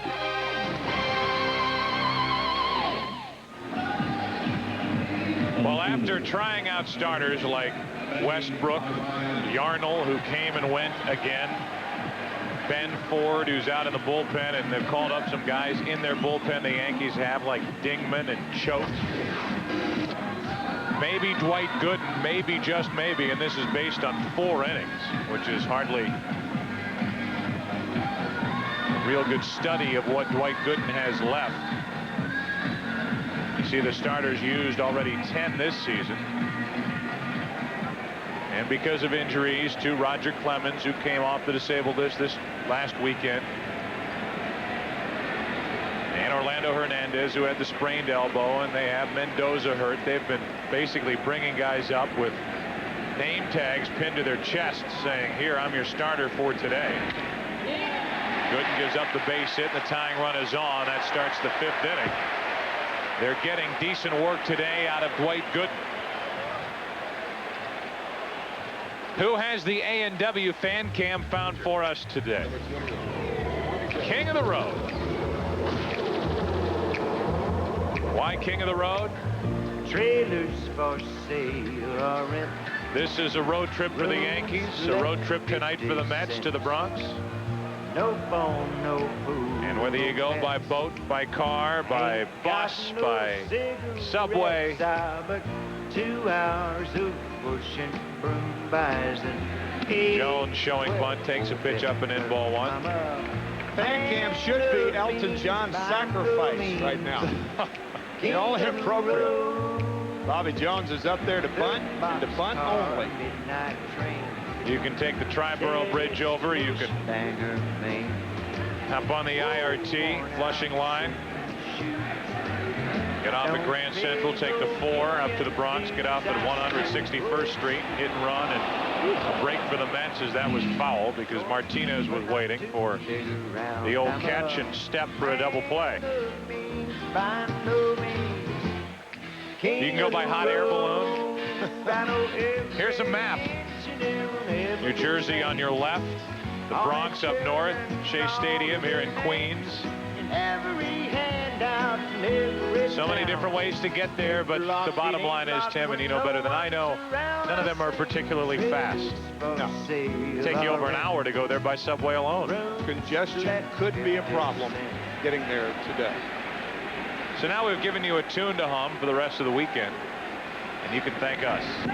Jones not looking very good with these bunting efforts, and he's now in the hole 1 and 2.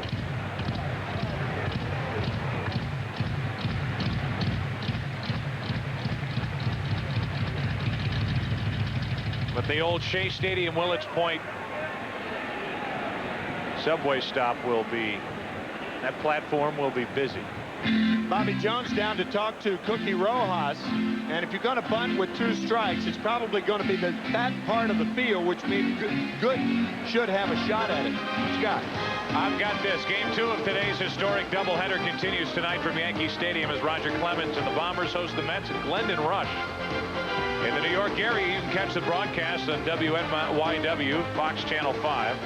And outside the New York area, tune into FX. Airtime is 8 Eastern. Scheduled starters, as we mentioned, Rush and Clemens. There they are. Another check on Agbayani, who's the tying run at first with nobody out. And the pitcher for the Mets, Bobby Jones, at the plate. Every time I've got that little card in my hand, you feel rushed.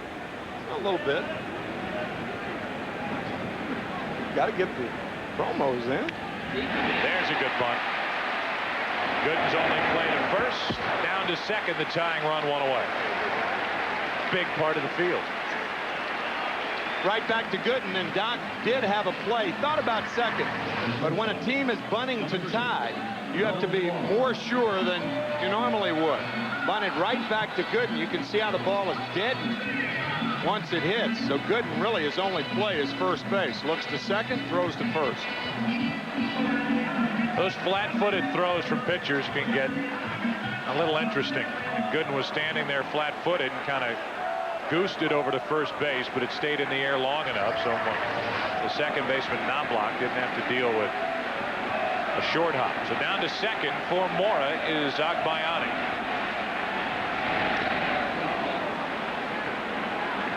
Last night, Melvin Mora did the inexplicable. When Bobby Ballantyne bunted the runner down to second base, Mora tried to bunt for a base hit and was called out for what else? Well, interference. Interference. Doc Gooden right now pitching for 2 outs, trying to keep the lead and qualify for a win. 2 outs away from getting through 5. But he's got Mora at the plate now. His childhood friend Derek Bell waiting on deck.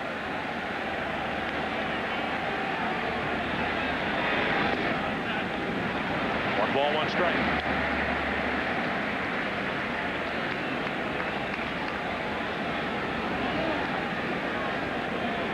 Bobby Jones certainly doing his part on the Mets side, and Dwight Gooden.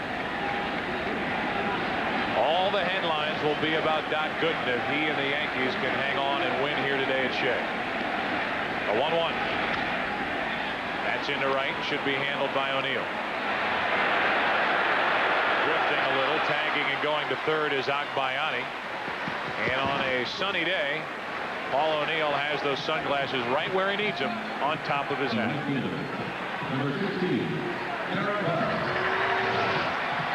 This ball drifting over toward the line. As Joe said, Paul with the sunglasses on his hat. I really never quite understood.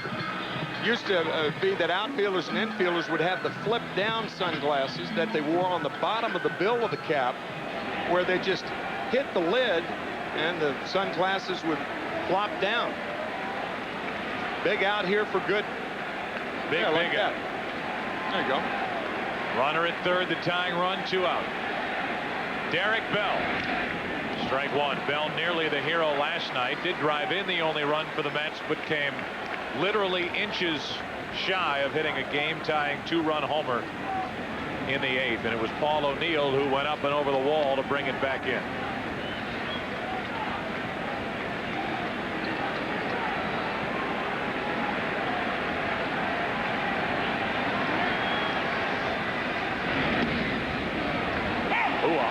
Strike, 0-2. You don't usually get that pitch either. That's the catch that Paul O'Neill made last night against Derek Bell with 1 out in the 8th inning. Well, that last pitch, you don't get that call strike very often because Posada had to cross the plate to catch the ball. Now the 0-2 to Bell. About the same pitch, 1-2.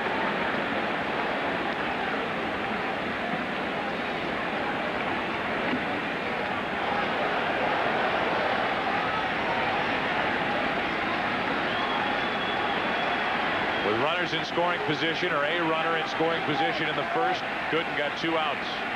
They got Alfonso and Piazza to get out of the inning. The Mets have had a runner in scoring position here in the 5th. He got Mora on the fly ball to right. And again, Bell stands in his way as he tries to go 5. One of Bobby Ballantyne's, and it's a very interesting strategic point. When a pitcher's working from the windup, the runner from third breaks off, you have nothing whatsoever to lose. If the pitcher breaks his hands, it's a ball. Matter of fact, the Yankee pitcher David Cone did that 3 years ago at Yankee Stadium. On 1-2, Bell with a floater into shallow center. Out is Knobloch. He can't make the catch, and this is a tie game. Bell will go down to second. He's there with 2 outs.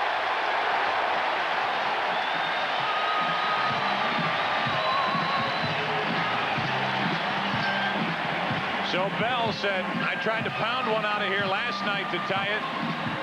Came up a little short. this one was a little too long for Chuck Knobloch and the Yankees to catch. Yeah, because of his power, Bernie Williams had to respect that and play him deep. He couldn't get to it. Once Knobloch misses the ball hops over Williams' glove.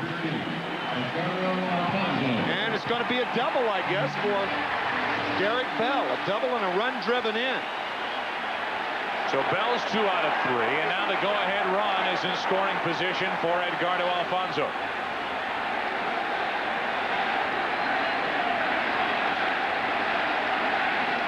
For 6 in this series so far is Alfonso.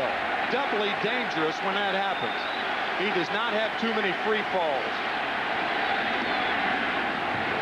Gooden falls behind.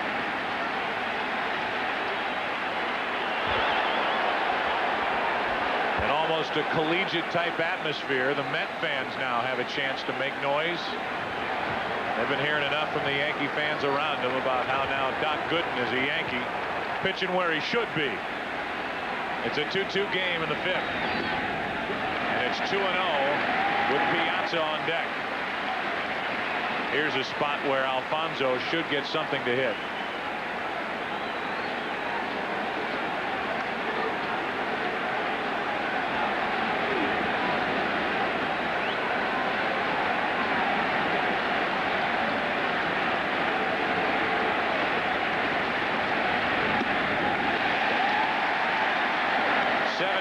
Pitches now for Dwight Gooden.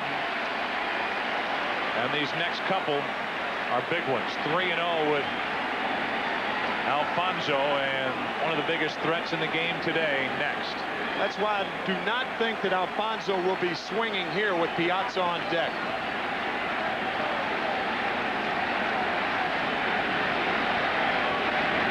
Doesn't give him a chance, and now Piazza with a chance to give the Mets their first lead of the day.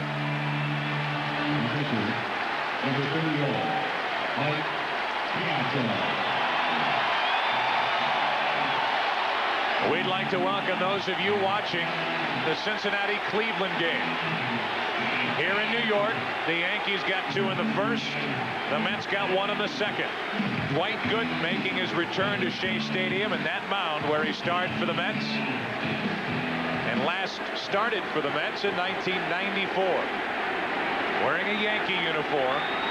He just lost a lead. It's 2-2 with 2 on, 2 out, and Piazza at the plate. And a ball misses low and away. Piazza's 0 for 2 today. The National League's leading vote getter for the upcoming All-Star game. 60 feet 6 inches away, the past and the present of the Mets.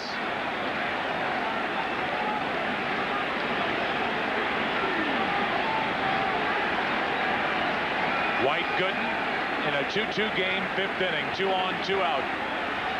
Mike Piazza pounds one into center field. Back is Williams. And for the 3rd time today, Piazza's retired by Gooden.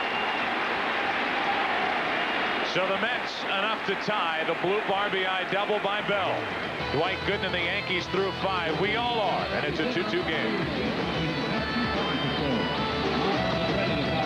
Call them Generation D, the generation that was born digital and raised on the net, speaking a language of zeros and ones.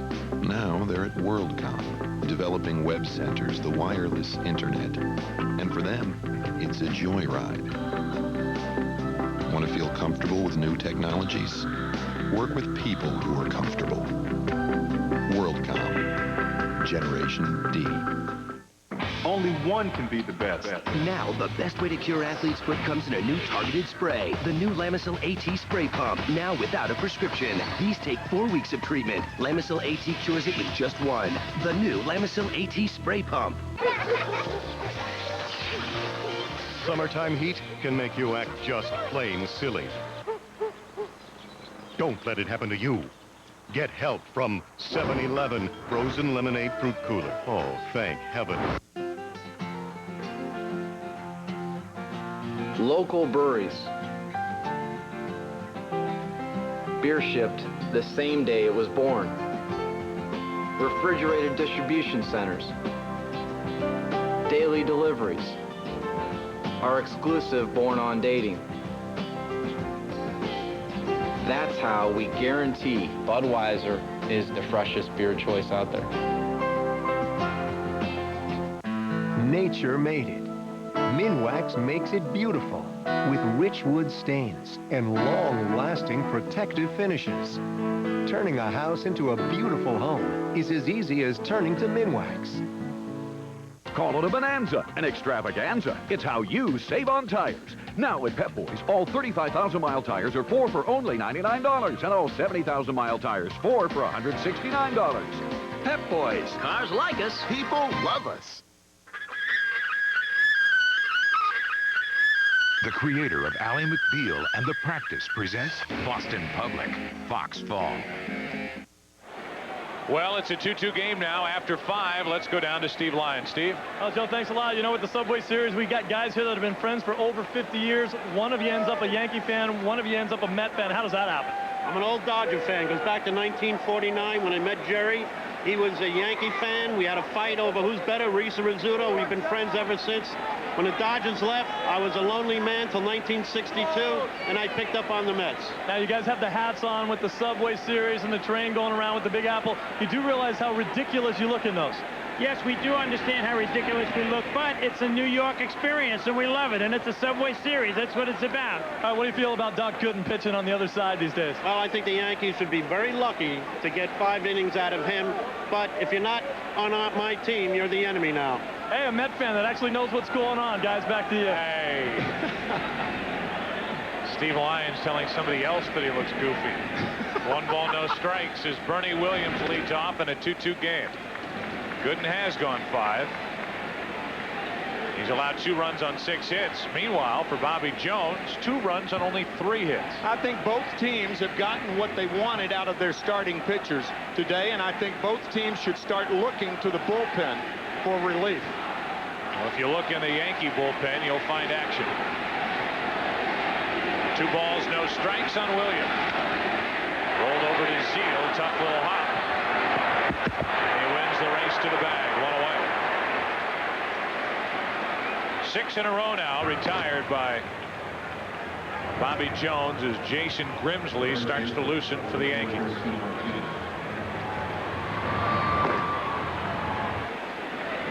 Grimsley, who's done a little bit of everything for Joe Torre this season, a spot starter. Heck, we had a game a few weeks ago where he ended up starting the game when Orlando Hernandez pulled a muscle in his back. Brian Cashman, the general manager of the New York Yankees. For the baseball people, and we talked about this last week, the baseball people right now are running this Yankee organization. It was obvious that George Steinbrenner wanted to make the big splash by getting Sosa or Gonzalez. It was obvious earlier in the spring that he was willing to make the deal and ship Mendoza out of here if that's what it took to get Jim Edmonds. He wanted to trade Andy Pettitte last year. It didn't happen. The baseball people spoke. And I think we all agree with the decisions that have been made here. 2 balls and a strike, including not getting rid of Mendoza, including not getting rid of Pettitte. You can make the case for Edmonds, but at what price?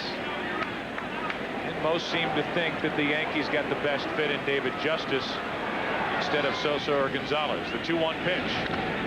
2-2. Particularly with what they had to give up, and I think it's fair to say that George Steinbrenner is listening to his baseball people, perhaps as much as ever. It's also interesting when you take a step back and realize how secure Joe Torre is in his spot as manager for the Yankees. I mean, this is a team with a payroll over $100 million that's been around the 500 mark most of the season. Right now, they have a half-game lead over Toronto, 2 over Boston, but they certainly have not played well. Injuries have played a large role in that, particularly to the pitchers. But nobody even talks about Joe Torre, and where it used to be the death watch for managers employed by George Steinbrenner, that's not even a consideration. Billy Martin hired and fired 5 times. Well, that's what happens when you win your first year as a manager. Joe Torre and the Yankees winning a World Series. After 14 feudal years, I say feudal only in that he never made it to the World Series. Joe, the World Championship manager in 96, 98, 99. And to their credit, the Yankees were 22-9 on May 9th. So they did get off to a good start, but then the injuries set in, particularly to the starting pitching. Derek Jeter goes on the DL. Martinez into left field, pretty well hit. On Bayani at the wall, it's gone. Opposite field, home run, Tino Martinez. And the Yankees back on top, 3-2.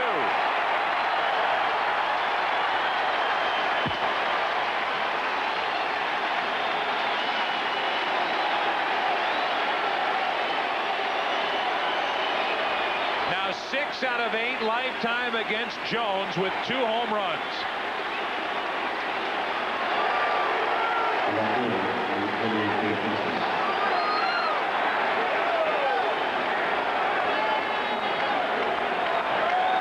Tino has driven in 2 of the 3 runs for the Yankees today. That stakes Gooden to a lead. I would be shocked if he came out in the bottom of the 6th inning. I think Grimsley's going to be the pitcher. 1 out, nobody on. Here's Justice, and there's strike 1. Opposite field home run for Tino Martinez. Normally he has base hit power the other way, but not long ball power. 1 out, nobody on. 0-1 the count on Justice.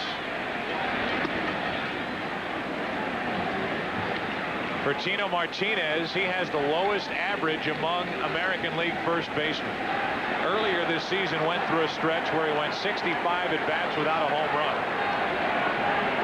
That is his 8th of the season. Gives him 48 RBIs, and they've been waiting for some thump out of Tino's bat this season. This is entering today. 7 home runs, 45 RBIs, the lowest batting average among American League first basemen. But now 8 home runs, 47 RBIs, and Bobby Jones is the pitcher he picks on yet again.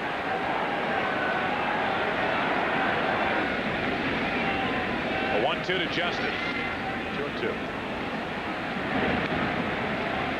Tino Martinez last Saturday when the Yankees were in Tampa Bay. Some harsh words from him.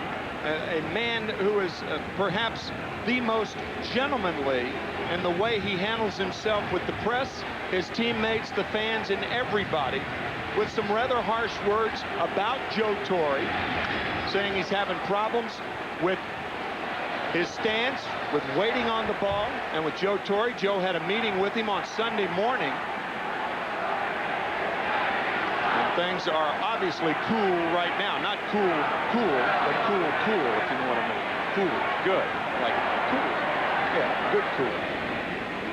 Meanwhile, Jeff Nelson, the reliever, got into it this past week with Joe Torre because he wasn't selected as an American League All-Star. And it goes along those lines that you put these managers with so much, at times, so much money on the line with contract incentives for All-Star berths, that it can put a manager in a bad spot, either within his own team or around the rest of the league, depending on if he takes his own guy or if he goes outside his own house and gets somebody else. Happens every year. That's into right center field. Justice got under it, and Bell waits for it. 2 out. We talked about expanding the All-Star rosters earlier. Keep in mind that the All-Star rosters are the same now with 30 teams as it was with 20 teams in 1968. The All-Star roster 32 at 32 right now. So it would make sense, and I think baseball is just being stubborn about this, about not expanding the roster. Makes all the sense in the world, or perhaps they're doing it from an economical standpoint, something to throw the Players Association for the next negotiating period which comes up next year. Well, it certainly saves a lot of teams a lot of money. Yeah, it does. With these contract incentives. Right. Edgardo Alfonso gets $750,000 over the next 3 years of his contract because he's an all-star. $250 each year. 1 ball, 1 strike. Nice little Christmas bonus there. Huh? Yeah, and if Bobby Cox gets an unexpected bottle of Dom Perignon shipped his way, I'd say look at the postmark and see if it comes from Queens or Venezuela. Yeah.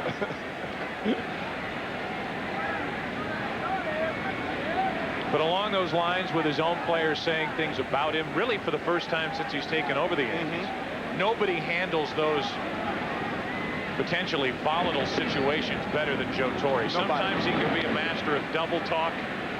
He has the ability to say the right thing to appease the media,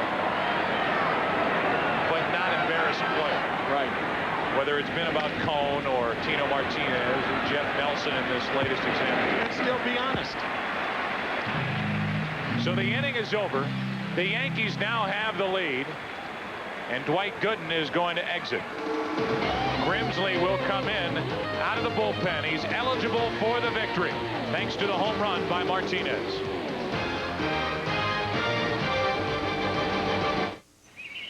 Well? Measuring your distance to the pin used to require guesswork or more elaborate measures. 125 yards! With the golf scope from Radio Shack, just line up the pin on the scale. What? 100! What the? Now you don't have to go to such lengths. The golf scope from Radio Shack, just one of the handy gadgets and gizmos in our free new book of cool things you don't even know you need. Now at Radio Shack. Action. Do I go now? Action. Greetings, television viewers. And cut. Settle. Free internet deck. And cut. Let's take 10. Greetings, television viewers. Bob's taking a break from his spokesperson role in order to do some directing. So, freeinternet.com has asked that I fill in. Have a wonderful day. How was that? Oh, boy.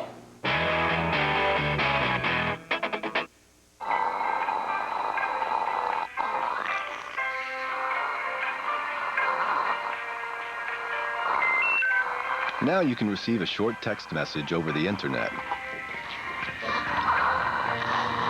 Then send back an answer.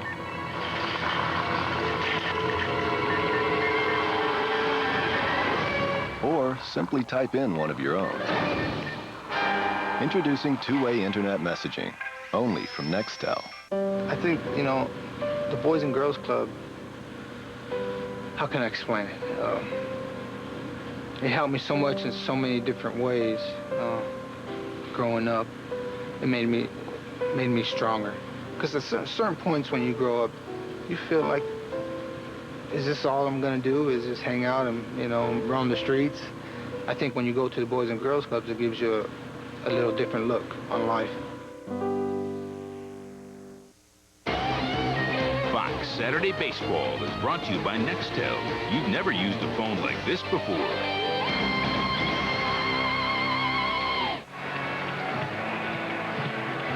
Today's newspaper headline, the return of a hero. It wasn't like he pitched at one time earlier in his career when he wore the Mets uniform, but he gave the Yankees exactly what they needed, and he gave himself exactly what he needed. This should buy him at least another start as he goes 5 innings, allowing 2 runs on 6 hits, and he can only be the winner if he gets a decision as Grimsley takes over. Shane Spencer in the lineup out in left. Justice is gone. The pitcher will bat in the number 6 spot, and Spencer will bat 9th. Grimsley a record of 3-2 and an ERA of 4.22. 1-1. Joe, you talked about Jason Grimsley starting a couple of games as he has. I think Jason Grimsley is to the Yankees what Pat Mahomes is to the Mets. Pat Mahomes, a guy who can come out of the bullpen, be your middle reliever, be a starter.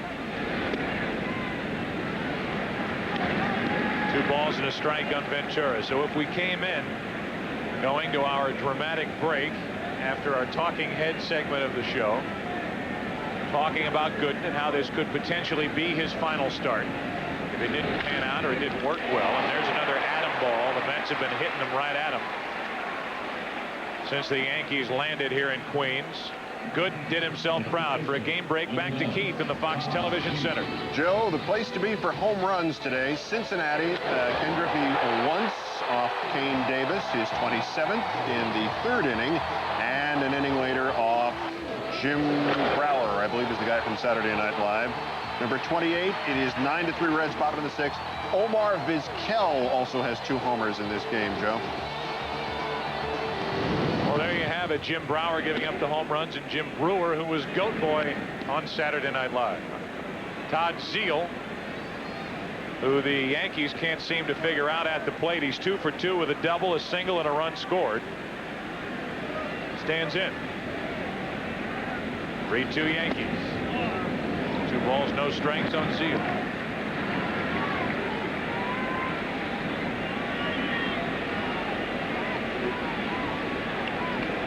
Zeile, in case you're wondering, has hit 13 home runs, and this is first year with the Mets. Ooh, a high strike, 2-1. And Dana DeMuth has been calling that high strike much of the day.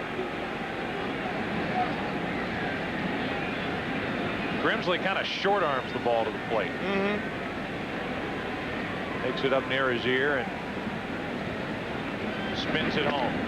3 balls and a strike on Zeile. Throwing awfully hard today. This is harder than Jason Grimsley normally throws. He misses here with the fastball. Early part of his career, wildness was a real problem when he pitched for the Philadelphia Phillies. Not as much so now, since he is working from the stretch more often, more in control. Full count on Zeile.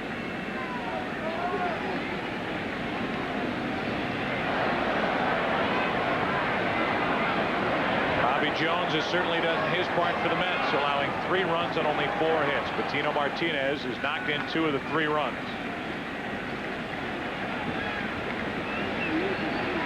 And the Mets trail by a run. Zeile pops it up.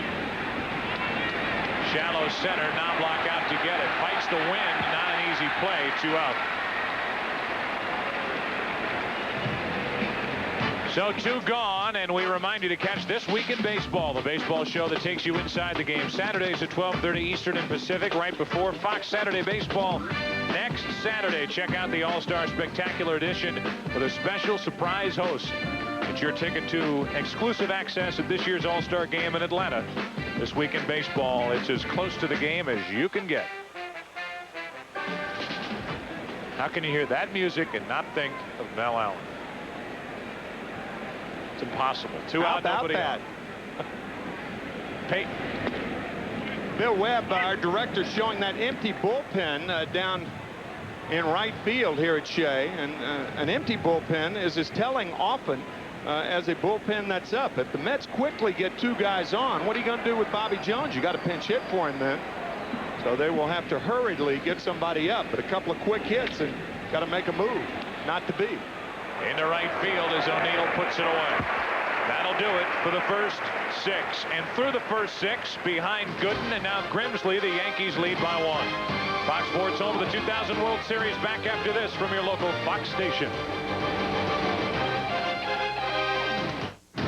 You're watching Fox Saturday Baseball Game of the Week.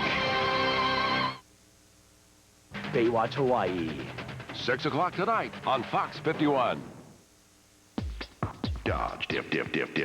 Big savings, just about. Big savings, almost everything.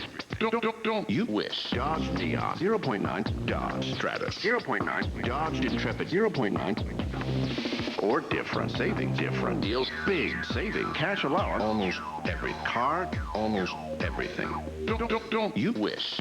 Limited time. Dodge savings. Don't wait. Dodge different. Dodge different. Dodge different. We love to see you smile. At McDonald's, we know what makes you smile. It's great tasting burgers, chicken sandwiches, and don't forget, America's favorite fries. Here in Maine, it's our famous lobster roll. Delicious 100% real lobster. Available for a limited time, it's only $3.99. That's what we call a deal in Maine. We love to see you smile. The great taste of our lobster roll in Maine, only $3.99.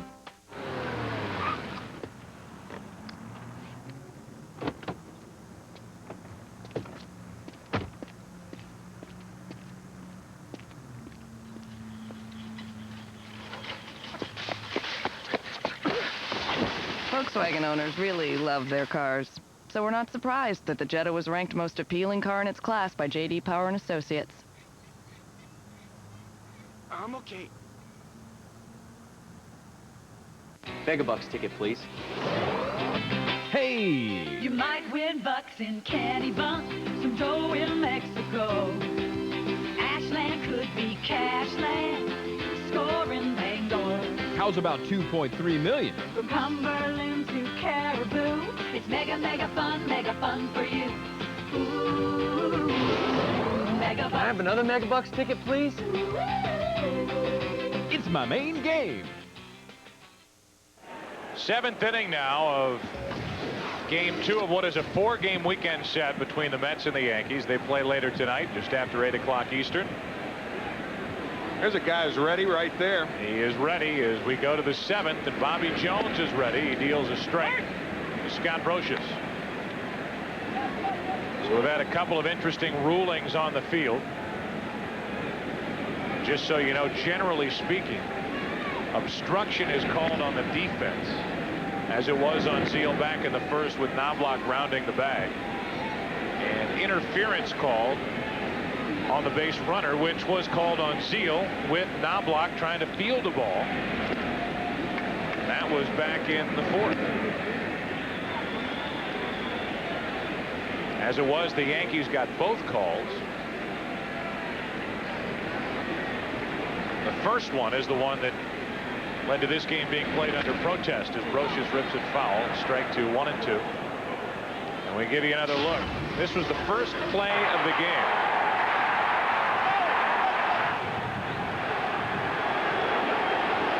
The Yankees and Lee Mazzilli arguing that Knobloch had to go around Zeal.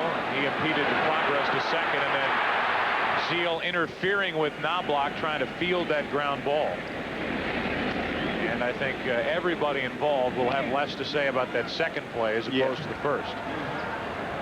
Turk Wendell and Dennis Cook getting loose for the Mets out in their bullpen. 2 balls, 2 strikes on Brocious with Spencer to follow, and then Knobloch.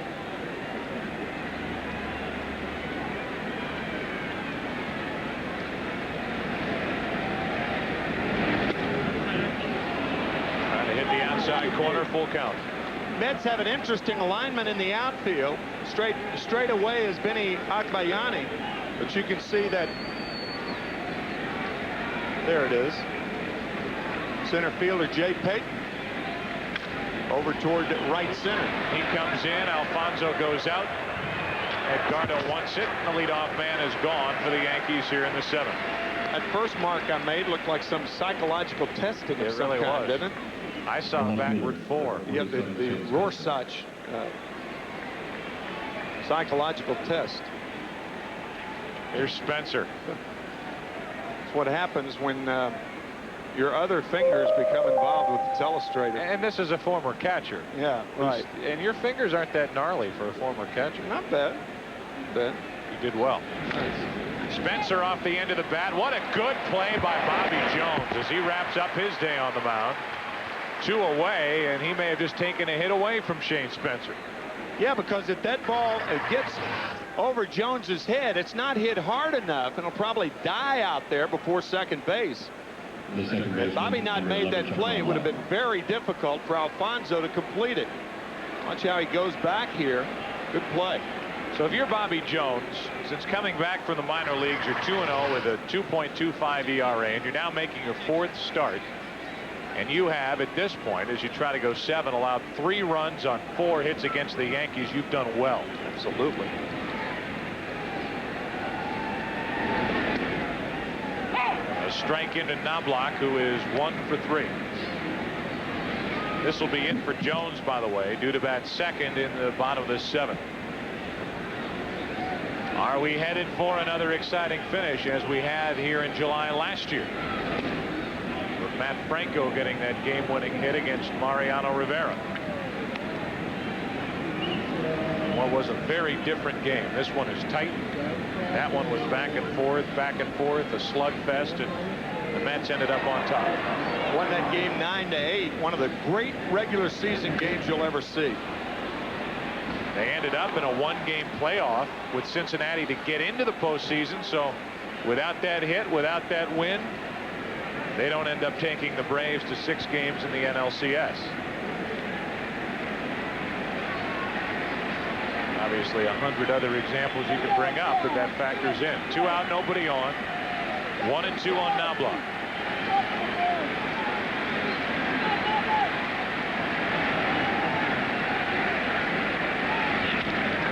Third baseman Ventura.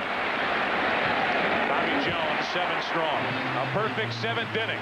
It's time to stretch. Yankee, Met fans alike. Everybody get up, stretch your legs at 3-2. Yankee lead. It's the middle of the night. She looks at you adoringly, but you know you've got nighttime mouth. Is your toothpaste sleeping on the job? Introducing new Arm & Hammer PM, the toothpaste created to fight nighttime mouth. At night, sticky plaque and odor-causing germs build up. But Arm & Hammer PM's special ingredients reduce the nighttime buildup of unpleasant plaque and odor-causing germs. Fight nighttime mouth with new Arm & Hammer PM. We work nights. That's weird. Honey, this lipstick doesn't look like your shade. Oh, $300 for a massage? I don't remember a massage. Honey, get in here. I'm watching the videotape for my bachelor party. Thick-headed? Sure. But nothing compared to the rich, thick, frosty mug taste of an A&W root beer. With A&W, it's good to be thick-headed. Boy, was that embarrassing. Here, let me rewind it. Now that Napa Auto Parts and accessories are available online, have we suddenly become hipper? Well, maybe a little. NapaOnline.com, where the world's largest inventory of ready-to-ship parts and expert advice you depend on in our stores, are now available online around the clock. And if something isn't right, you can ship it back or return it to your participating Napa store and we'll make it right. Actually, this is pretty hip. Full tank of gas for the Galooly Family Fun Mobile, $25. Snacks with no nutritional value, $9.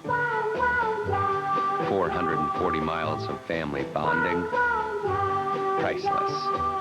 Use your MasterCard this summer and you could win family vacations for the next 20 years in the MasterCard Summer Escape Sweepstakes. There are some things money can't buy. For everything else, there's MasterCard. You're watching Major League Baseball on Fox. Winner of 7 Emmys, including Outstanding Live Sports Series. Well, it's now the bottom of the 7th inning. New second baseman is Jose Vizcaíno. Knobloch is gone for the rest of the day. I won't tell you where I was when I thought of this, but I thought of the headline for one of the many papers tomorrow. What? Good-N, Gooden, good-enough. Good enough. And he was. He was good enough today. I like that. Okay. Could be a headline writer for the Bulldog edition. That first one out in the morning. Agbayani takes a pitch low for ball 1. Tim, you will be headed out to Yankee Stadium with a stop off for a little grub along the way. Yeah. And we have help for you. Agbayani, 1 ball, 1 strike. You know, that's the hot topic now. How are you going to get there? You're going to take the subway. You're going to take the 7 to the 4. You're going to go by boat. You need help getting out of here. There it is again, our map of Lithuania. Be going from here up to there. Yeah.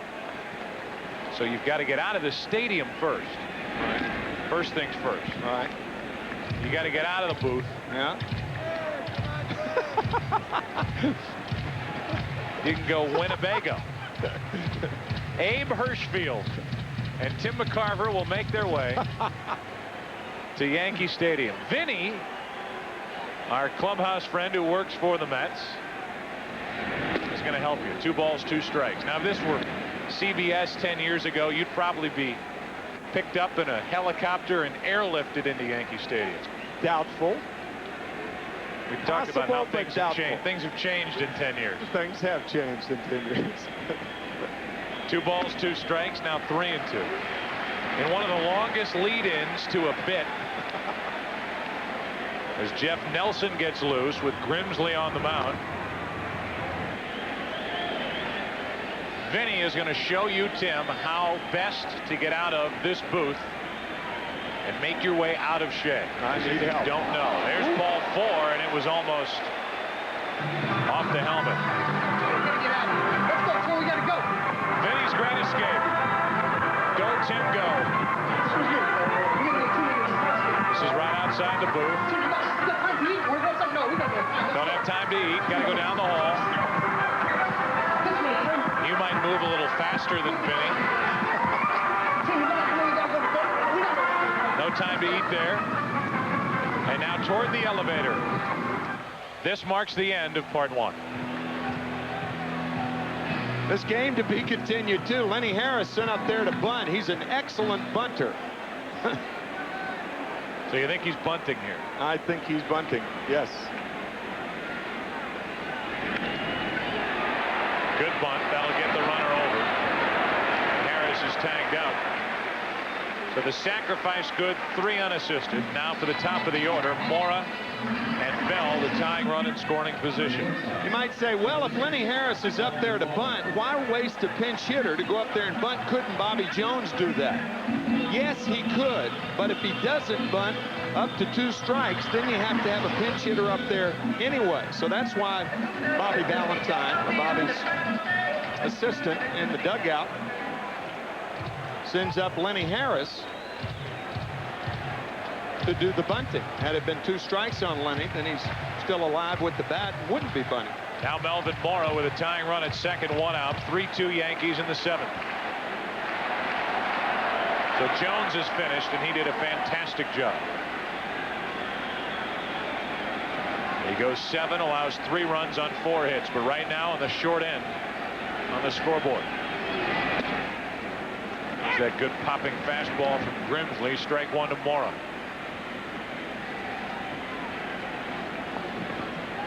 By the way, all 3 runs are earned, even with the 2 errors back in the first by the Mets. Tying run at second, and that's a foul ball. A foul ball as that pitch hit the bat of Melvin Mora. It was behind him. Strike 2. Partner, that's a great call in a tough situation right there. Unsure as to whether it hit the bat or the helmet. It flat out hit the bat, just missing the helmet. Whew. That's one of those. Not only does this ball get by Posada, but the Yankees pick up a strike in the process. And over the last 18 hours, things have absolutely gone the Yankees' way in this game in 2/3. Our 7-11 game summary as Mel Stottlemyre visits Jason Grimsley. We're in the bottom of the 7th, a 3-2 Yankee lead. The Mets' Bobby Valentine ejected. They're playing the game under protest because of an obstruction call back in the first inning. Zeal called for interference, so he was a part of both calls. One by the first base umpire Rob Cook, the other by Mark Carlson, the second base umpire. Gooden, good enough. 5 innings. 2 runs on 6 hits. He'll be the winner if the Yankees hang on. And he is in line for the win because of a 6th inning solo home run by Tino Martinez. John Stearns is the acting manager for the Mets. The Mets have sent up a pinch hitter, Lenny Harris, here in the 7th. At the tying run at second, 1 out, and an 0-2 count on Melvin Mora. Ball 1.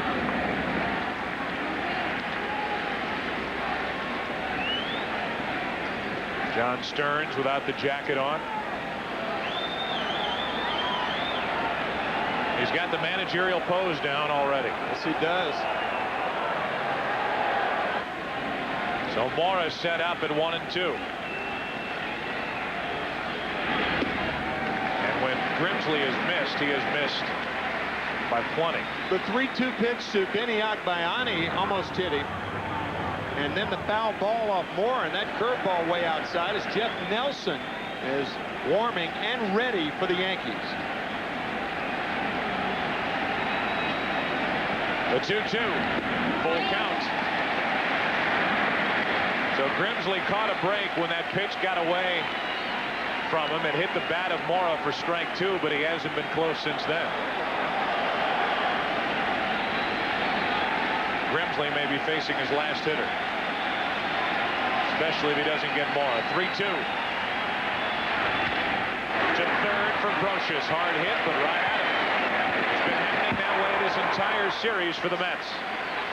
2 away, runner at second, and Derek Bell coming up, but it won't be against Grimsley.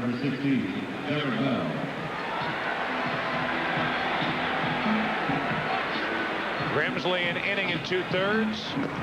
No runs, no hits, no strikeouts, a walk. Tying run at second, 2 out. And Jeff Nelson, not an all-star, will be handed the ball by Joe Torre here in the 7th. Only one can be the best. To get there takes strength, speed, and endurance. One athlete's foot medicine has it all. Lamisil AT. Strength. Full prescription strength to stop the itching and burning. Speed. These take 4 weeks of treatment. Lamisil AT cures it with just 1. Endurance. 3 months later, you're still athlete's foot free. Game over. The official athlete's foot treatment of the NBA, Lamisil AT. The best way to cure athlete's foot. There's a new way to quit smoking. Take a good look. You may never see it again. Introducing Clear Nicoderm CQ. For relieving tough nicotine cravings 24 hours a day, Clear's every bit as effective as the original CQ. But it's a more private way to quit. There's something different about you. Yes, there is. Clear Nicoderm CQ. Want a clear shot at quitting? Well, here's your window of opportunity. That's weird. Honey, this lipstick doesn't look like your shade. Oh, $300 for a massage? I don't remember a massage. Honey, get in here. I'm watching the videotape for my bachelor party. Thick-headed? Sure. But nothing compared to the rich, thick, frosty mug taste of an A&W root beer. With A&W, it's good to be thick-headed. Boy, was that embarrassing. Here, let me rewind it. Where does courage begin? In the body, the mind, or in the heart? At American General Financial Group, we're here to help the ones who never give up their dreams. With retirement services, investments, life insurance, and consumer loans. So courage is crowned with the greatest victory. To live and be well and be happy. American General Financial Group. Live the life you've imagined. Piazza and the Mets. Nomar and the Bo Sox. Fox Saturday Baseball next week. Jeff Nelson has been in the headlines this past week. We already talked about it. He had some words for Joe Torre through the media, through the print media. I guess it would be print media for not being selected by Joe Torre as an American League All-Star, and he had some harsh things to say. Then if you read the stories the last couple of days, in a way he's been backpedaling out of it, saying, well, I've pitched for Joe Torre now for the last 5 years. I wouldn't want to pitch for anybody else. Our feeling is that he's not going to be around here for very long, and to me, that's Jeff Nelson. What's that got to do with it? That's Jeff Nelson backpedaling out of some harsh comments, unfounded comments for his manager, Joe Torre. Brian Cashman, the general manager, saying, yes, we're disappointed, but he has every right to say what he said. But particularly in lieu of saying things like, I might not be ready to pitch if my arm's a little stiff. That, more than anything, was disturbing and should be to the Yankees. Runner at second with 2 out. That's the tying run. Here's Derek Bell, and there's strike 1. That's what he said. He said, well, maybe next time if my arm doesn't feel perfect, I won't, this is paraphrasing, I won't take the ball. And this was not said in the heat of the moment. This was said after some consideration, some deliberation about his lack of being on the All-Star team. The 0-1 to Bell. Ball and a strike.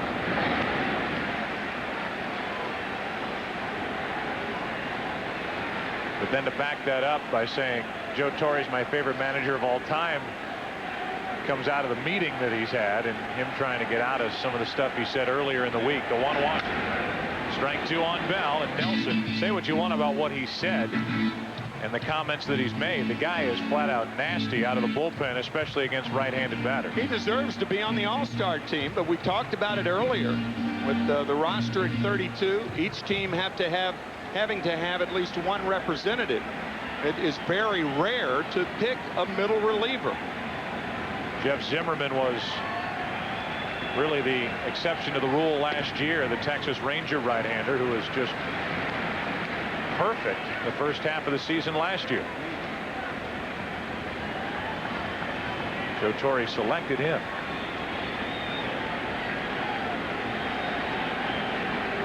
Bell against Nelson, tying run at second, 2-2 pitch, full count with Alfonso next.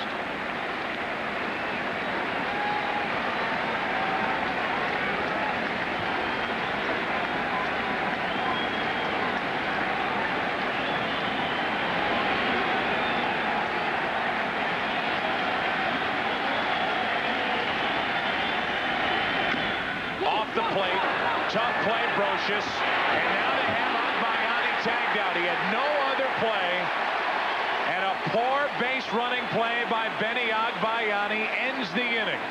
Instead of Alfonso up with 2 on and 2 out, Agbayani runs into an out, and this was the only play that Brocious had. A little fake, a little tag, more frustration for the Mets, down by 1 after 7.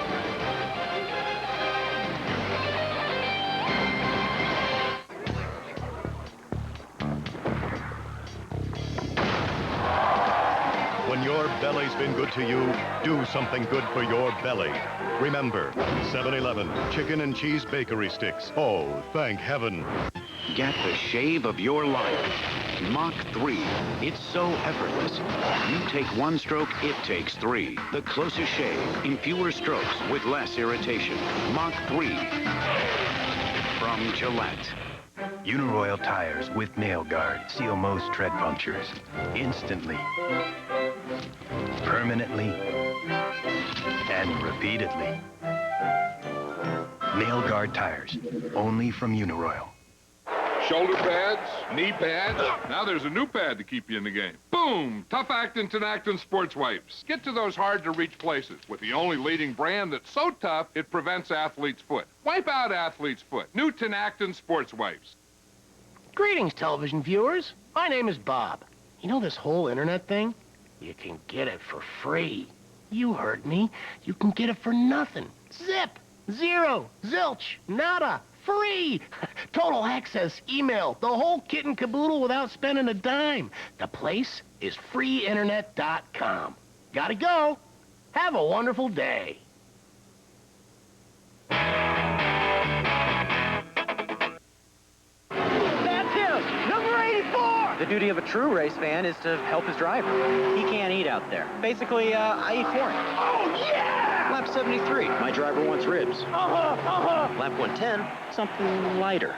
Lap 162, time for Rolaids. Extra strength. New extra strength Rolaids with even more acid neutralizing power to wipe out heartburn fast. This is for us, man. New extra strength Rolaids, R-O-L-A-I-D-S, spells relief. This doctor died amid murder plots and global germ warfare. Help unlock his deadly secrets. America's Most Wanted, all new tonight on Fox. Second pitcher of the afternoon for the Mets, it's Dennis Cook, who has largely been a disappointment with an ERA of up near 6. 1 save, 32 innings pitched, 41 hits. Not doing what he did a year ago, and this Mets bullpen as a group isn't doing what it did a year ago. Even Benitez has lost some velocity, and we go back to that play which ended the bottom of the 7th. Sometimes you can feel the runner on you peripherally. Watch Brocious. He knows Agbayani is somewhere there. He almost catches the ball and looks toward Agbayani at the same time. And now the fake to first. Trapped his man right there. Benny committed too much, and a very poor base running mistake by Benny Agbayani. So Derek Jeter leads it off against Dennis Cook, Jeter, O'Neill, and Williams. Due up 5th in this inning, by the way, is Jeff Nelson. The reason that's such a bad base running mistake is from second base, you can see how high that ball bounded.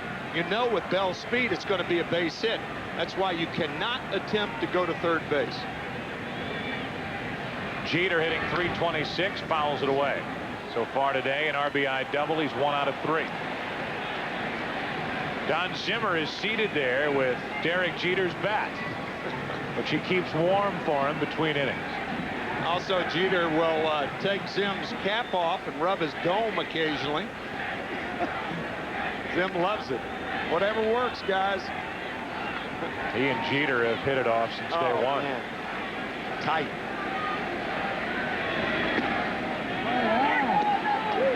Strike 2 from Dennis Cook. Well, this is shaping up to where the save in this game for the Yankees may come in the bottom of this 8th inning. Statistically, it'll happen in the 9th if the situation is there and if the pitching does what it's supposed to. But the save in this game and the big outs might come in the bottom of this frame with Alfonso, Piazza, Ventura. If anybody gets on Seal, those are the scheduled hitters. 1 and 2 on Jeter.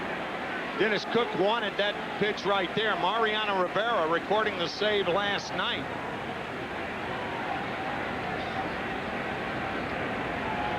And because he worked last night, because there's another game later tonight, you wouldn't be as willing to go to him for much more than an inning. That's right. As Jeter lines one into left center field, Agbayani cuts it off. Jeter's going to try. Throw by Benny is too late. It's a leadoff double for Jeter. Such a good base runner. Very good speed. And even though Agbayani cut it off, Jeter turns it into a double anyway. Combination of instincts and intelligence. There are few better base runners in the major leagues than Derek Jeter. Realizing Agbayani has to pivot on the throw. He does not have a good throwing arm to begin with. And Derek taking advantage of the right guy in the right position to get his second double of the day. Now again, I'll say it again. Due up 5th in this inning is Jeff Nelson. So because there was no other double switch made when they brought Nelson in for the final out in the 7th, you could get into a spot here where Nelson is the scheduled hitter in an RBI situation. You either send him to the plate or you need a new pitcher in this very important 8th inning. Ball 1 up and into O'Neill. I know it goes against the grain with the two powerful right-handed hitters, but Joe Torre and Mel Stottlemyre do have the option of getting Mike Stanton up because they realize in Alfonso's situation how futile he has been against left-handed pitching this year. And lately, Stanton has been the best guy of the middle relievers for the Yankees.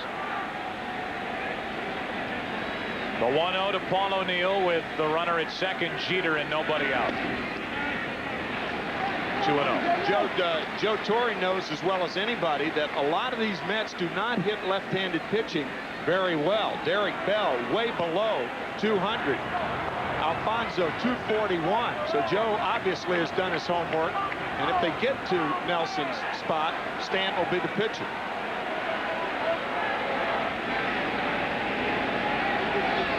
Two balls, no strikes on O'Neill.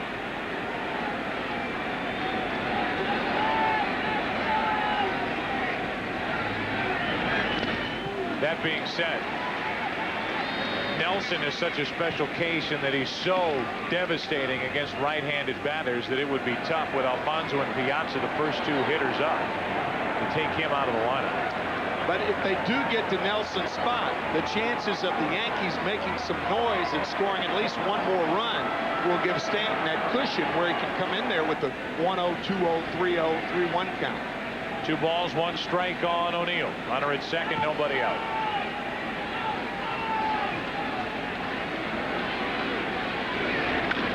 Sidearm delivery. Jeter, there's the good base running. He doesn't get caught between second and third, and O'Neill grounds out 1-3. Great play by Dennis Cook. If he doesn't catch this ball, then Jeter's on at third base in position to field the ball. What a great shot that was of Dennis Cook in perfect position to field the comebacker. Jeter cannot do anything but stay at second. Now the Mets are going to walk Bernie Williams. Bernie's 17-game hitting streak is in jeopardy now, as they will walk him intentionally and pitch to Tino Martinez. In last night's game, another good example of a pitcher fielding his position well, as El Duque, Orlando Hernandez, almost turned in a triple play. Runners on at first and second, and that liner back to El Duque. He threw to complete the double play at second base, and Jeter actually made a return throw to first base one more time. Here's the play last night. And you see the great athleticism on the part of Orlando Hernandez, who had to actually lunge to catch that ball. And then the wherewithal to turn around and get the force out back at second, doubling up Zeal. And they couldn't get Peyton over at first for the triple play. So the very fact that Derek thought that he had a play at first base, I mean, you don't see too often the third wheel of a triple play even attempted. Well, there's Nelson on deck, and now it would be a little tricky. If the Mets get Martinez, then you're faced with a big decision. That's a good point, Joe. If Martinez walks, then you have the bases loaded and one out. Then you definitely pinch hit for him. If he makes an out, it's going to be tough. Cook gives a look back at Jeter. Because if Martinez makes an out, then Joe Torre and the Yankees have to depend on a two-out base hit for the most part to score a run.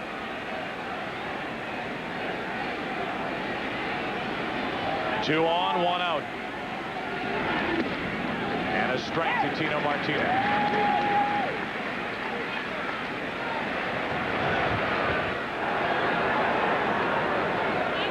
Great speed on for the Yankees.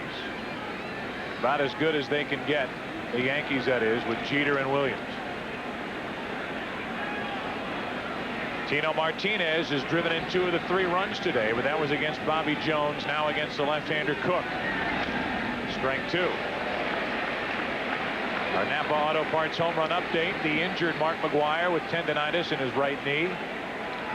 According to Keith Olbermann, and the reports, will not be headed to the All-Star game.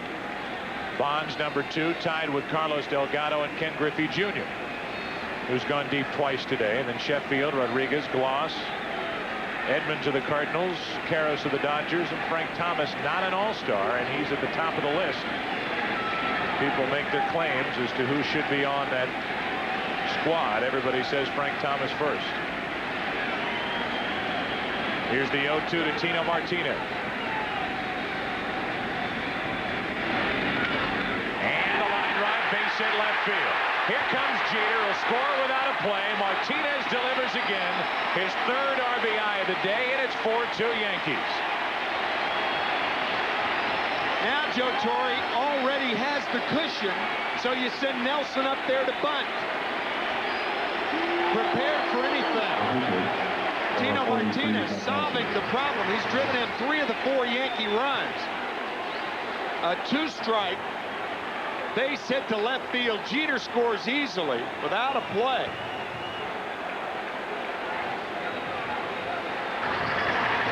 Nelson definitely up there to bunt. The Yankees practiced this in spring training, and they practice bunting with their pitchers about a week before interleague play starts, but it's still a strange thing occurring right here to have a middle reliever batting in interleague play. And it's one of the dangers of double switching early in a game. That's true. That's right. Instead of Justice being at the plate right now with 2 on and 1 out, lefty or not, it's Jeff Nelson trying to bunt the runners up, and that won't be easy. Ball 1 from Cook.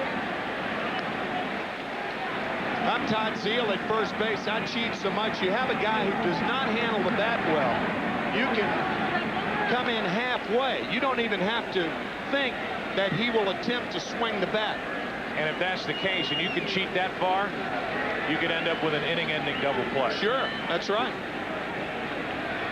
Cheat way in. I wonder if Ventura is telling Todd that right now. Keep in mind, this is the first full year for Todd Zeal to play at first base. 2nd career at bat for Jeff Nelson. Zeal should be right in there. Too deep right now.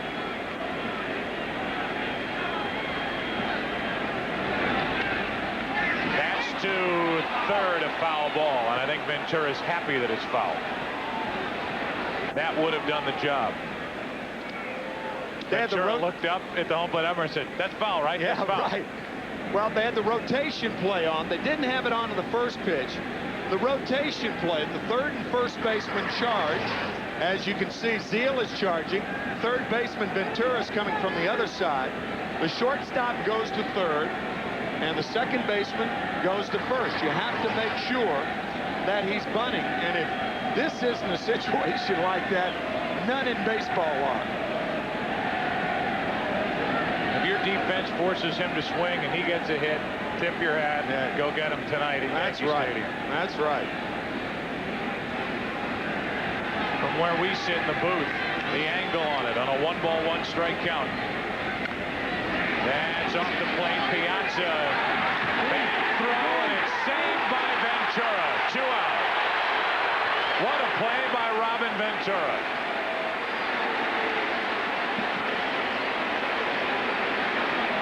Piazza wasn't sure the play is in front of him. Credit Robin Ventura with this play. Piazza perhaps thinking that the ball bounced too high. He had to wait for Dennis Cook to clear, but Ventura with a remarkable pick. You can see Cook is in his way, and that's why Mike had to wait for Cook to clear, and Ventura makes the play. That's one of those in-between hops. Not a short hop, and a very, very difficult play. Ventura, a 6-time Gold Glove Award winner. See the list of third baseman. Brooks Robinson in his own category. Same for Schmidt along those lines. Buddy Bell on that list. There's Ventura. He just kept the Mets in the game. That ball goes down the line and into the outfield. Forget it. Yep. 2 on, 2 out. Jorge Posada. Ball 1 low.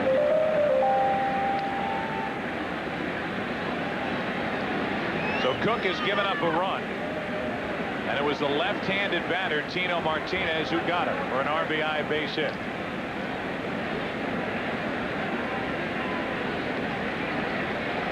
Four-2 Yankees here in the 8th.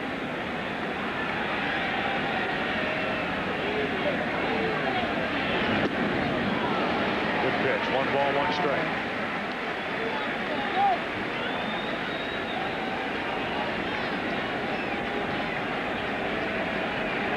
Good base running by Derek Jeter to go for a double leading off the inning.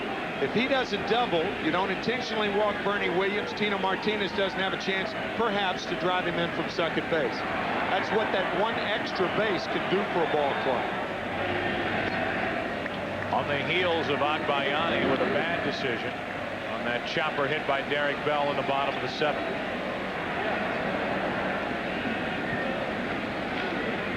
Jorge Posada trying to add to a 4-2 Yankee lead. 2 on, 2 out, 2 balls, 1 strike.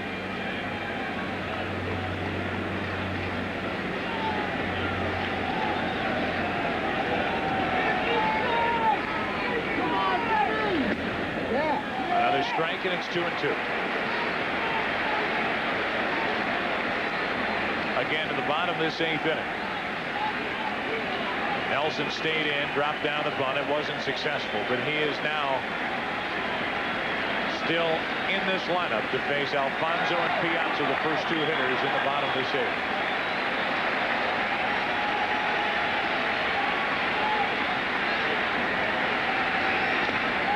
Inning over.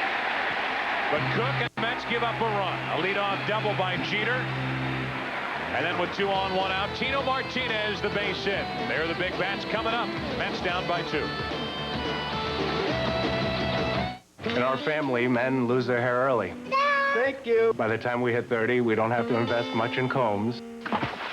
So I started using Rogaine when I was like 28 at the first sign of fallout. Before I looked like I needed it, because I know I would. So here I am. I've been using Rogaine for about 2 years now, right at the source of the problem, and I don't see any difference. And that's the idea. You keep the hair you have. Look, I love my dad. I'm just not in a rush to look like him. Simple, safe, smart. Rogaine. It's stronger than heredity. Now that Napa Auto Parts and accessories are available online, have we suddenly become hipper? Well, maybe a little. NapaOnline.com, where the world's largest inventory of ready-to-ship parts and expert advice you depend on in our stores, are now available online around the clock. And if something isn't right, you can ship it back or return it to your participating Napa store and we'll make it right. Actually, this is pretty hip. Call them Generation D, the generation that was born digital and raised on the net, speaking a language of zeros and ones. Now they're at WorldCom, developing web centers, the wireless internet. And for them, it's a joyride. Want to feel comfortable with new technologies? Work with people who are comfortable. WorldCom, Generation D. Screaming fans, big-time guests, and the undisputed king of smack. What? The Jim Rome World Tour from Cleveland, Wednesday night at 8. Fox Saturday Baseball is brought to you by American General Financial Group. Live the life you've imagined. By Napa. Why do you need genuine Napa replacement parts? Because some things can't be replaced. By WorldCom, Generation D. And by Pepsi, the joy of cola.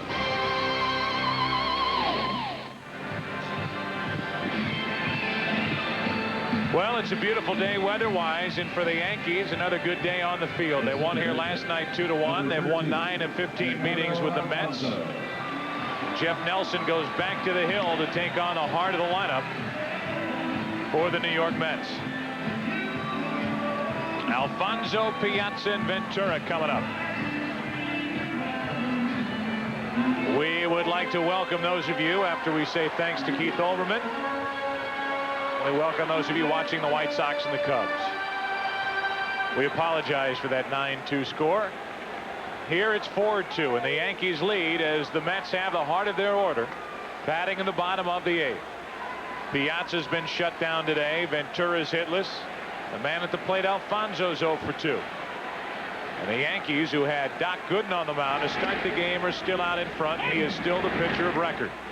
Strike 1 to Edgardo Alfonso.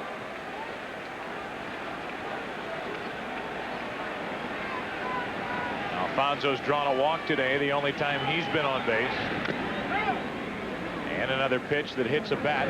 It's 0-2. Edgardo Alfonso and Derek Jeter are similar hitters when they have 2 strikes. Like they become left-handed hitters and try to pull the ball. Great stroke the other way. Something that Joe Torre and the Yankees have to be aware of. 23 come from behind wins, tied for 3rd best in the major leagues. What the Mets have done. There's ball 1-2 to Alfonso.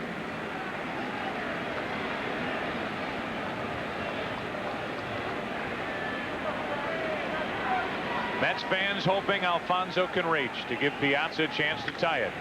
That won't do the job.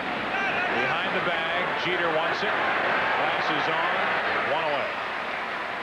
And Alfonso hitless on the afternoon. And now the best Piazza can do is make it a 1-run game.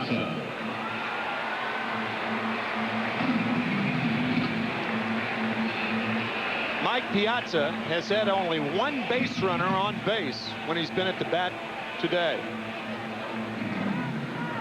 That was back in the 1st. The runner was Bell. He was at 2nd base. So Gooden pitched out of that spot. The Mets tied it, but Gooden limited the damage in the 5th. There's strike 1 to Piazza.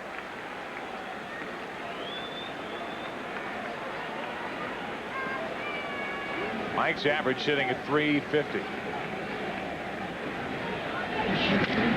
Off the end of the bat into left field. Easy for Spencer. 2 up, 2 down.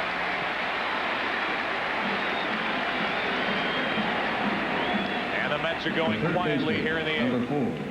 Robin Ventura. Now Ventura will bat. With Seal and Payton to follow, you don't have to worry about bringing Stanton in. Again, Ventura can only make it a 1-run game. An extra run makes such a difference in the late innings. The Yankees just scored it at the top of the 8th. Makes such a difference the way you play your defense. Brocious way off at third, Martinez way off at first. Do not have to guard the lines in the late innings. See Scott Brocious that far off. Then over on the other corner, Tina Martinez way off. The 0-1 to Robin. Strike 2, and Jeff Nelson, all-star or not, turning in his typical performance for the Yankees. And that is good. Wendell, it appears, will be the new Met pitcher in the ninth.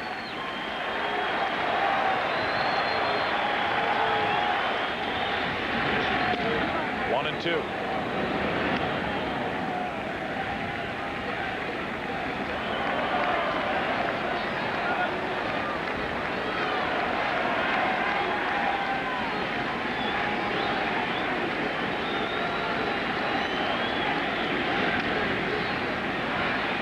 Stays 1 and 2. The Mets, the heart of their order, the 3, 4, 5 hitters, 0 for 10 with 3 runners left on. That happened in the 1st, in the 5th, for 2 batters, both Alfonso and Piazza. Piazza made the second out, and Alfonso strikes out. Jeff Nelson, fantastic work. We go to the 9th. Interleague baseball, and the Yankees lead the Mets by 2.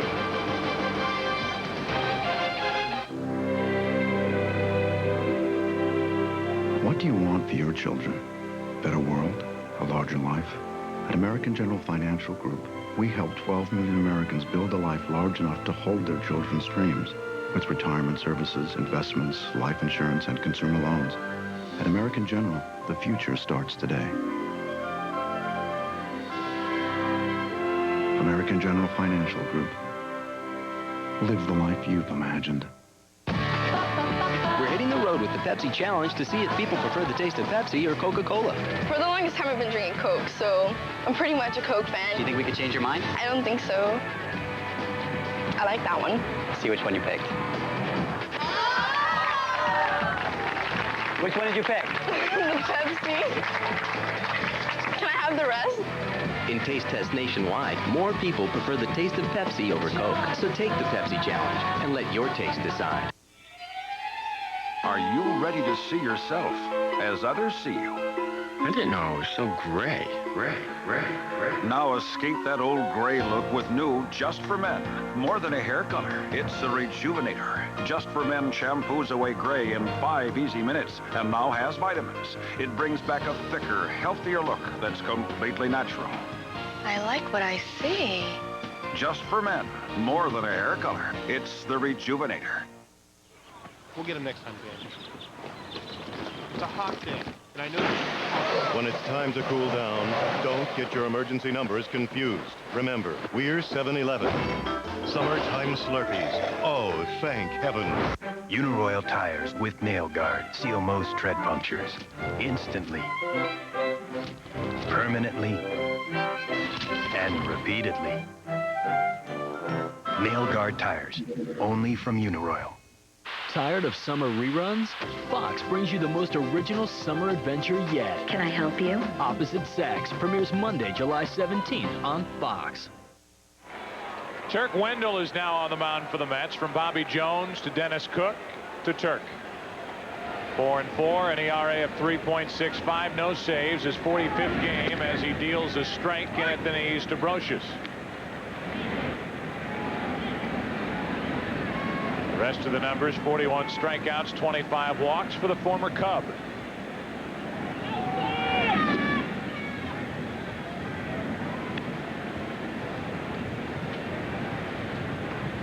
One ball, one strike on Brocious, who's 0 for 3. His average .255. He's driven in just 35 runs this season. Spencer will follow. Ball 2 from Wendell. Turk Wendell, one of the more durable relievers in the major leagues. He had 80 appearances last year and already 50 innings of work this year. He can throw every day, all day. Well, we talked earlier about how everyone's going to make their way to the Bronx and Yankee Stadium, and Tim McCarver in particular. Here's a pop-up on the infield off the bat of Brocious. One away. When we last left you, Vinny left us at the elevator with part one. Here's the rest. That elevator, that's a wise choice by Vinny, because you can stand in front of that elevator for half an hour. Yo, Vinny! Yo! He wants you to jump. Yeah, that's what about that. Let's go. This way, Timmy, stay up. This way, straight down. So that'll be Tim's escape, but we're not finished. By the way, the camera work done by Al Friedman, who I'm sure was huffing and puffing all the way down the ramp. Al has not lost a step, has he? He has not. He never had his step. One of the great athletes in our business. Great Al Friedman. 1 ball, 1 strike, 1 out, nobody on. Spencer takes ball 2. And again, that game tonight between Glendon Rush and Roger Clemens. 8:05, and it's for the people here in New York on Fox 5. There's Al Friedman. Hi, Al. And it's also on FX for people around the country.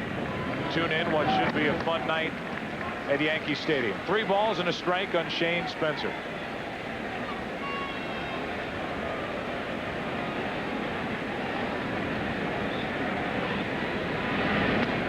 And a 1-out walk. So let's finish what we started. Down the ramp goes Vinny. We got no time for this, Vinny. Let's go. We're going to get you to Yankee Stadium. We want crap.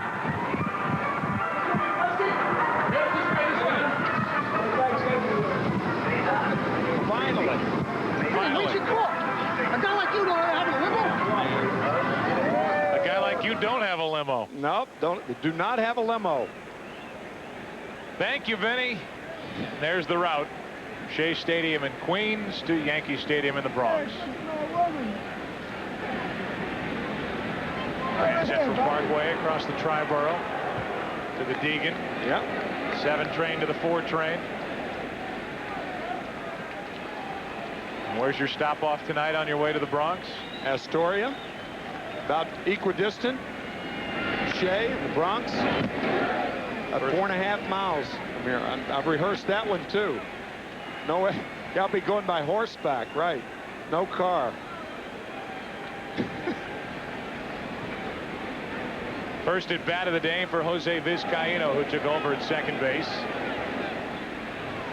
Defensively for Knobloch back in the 7th. Showing bunt, taking ball 1. 1 ball, 1 strike. New York police men and women have really been taxed the last 2 weekends. The Atlanta Braves in town last weekend for 4 games. John Rocker in that scenario. And then the Mets and the Yankees today, and they have done a terrific job. Taxed is an interesting word to use. Yes, it is. Quite appropriate. Since many up here were screaming about some of the money spent to protect John Rocker and the Atlanta Braves. There's a strike, 1 and 2.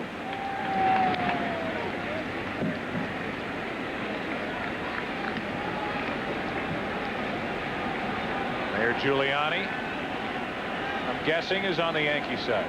He doesn't have his Yankee cap on today, but no question about his allegiance. He doesn't hide the fact that he is a dyed-in-the-wool Yankee fan.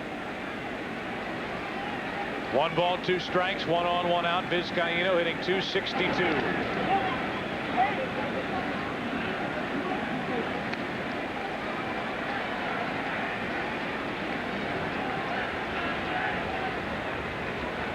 Coming up on a 3-hour game, a well-played game, well-pitched game between Gooden and Bobby Jones at the start. Jeff Nelson has picked up and done great bridge work to the closer. Rivera, who's getting loose. Here's the 2-2 to Vizcaíno. That's slicing down the left field line.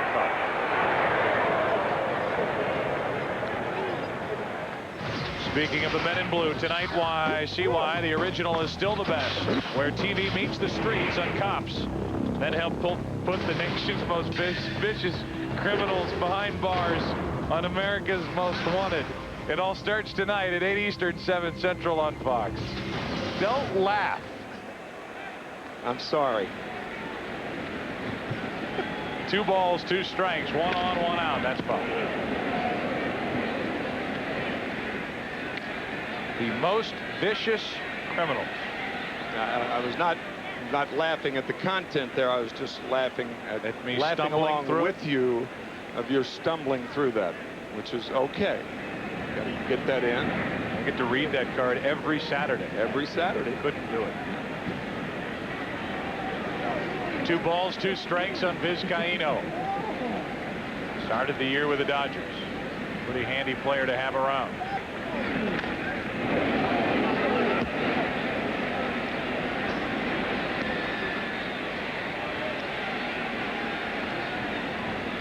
Knobloch, while he was in there, was 1 out of 4.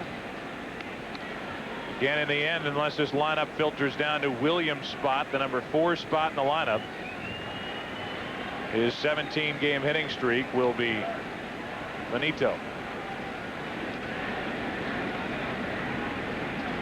2 balls, 2 strikes on Vizcaíno.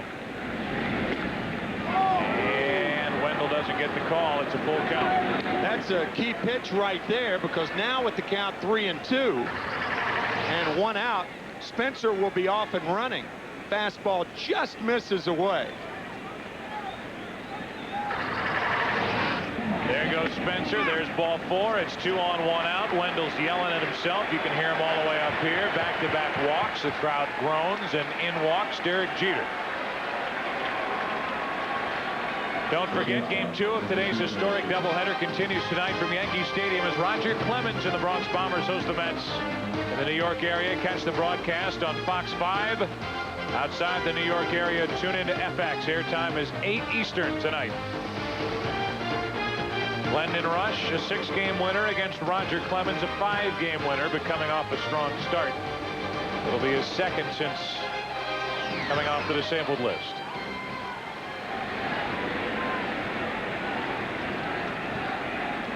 Big weekend last weekend in Tampa when both Roger Clemens and El Duque came off the disabled list and pitched back-to-back strong games. Yankees coming into this game had won 5 out of 6. And if they win this game, it would be a huge 2-game win in a 24-hour period. El Duque winning last night, a save by Rivera. 1 ball, no strikes from Wendell. 1-1. And Joe, these 2 games on the heels of that game on Thursday. It was a noon start, and the Yankees were trailing 7-0. In the bottom of the 2nd inning, they scored 8 runs against the Baltimore Orioles, Sidney Ponson, and they won that game 13-9. So momentum indeed for the Bombers. Wendell falls behind again. It's 2-1. Franco getting loose with O'Neill on deck. The Mets cannot afford to fall any farther behind.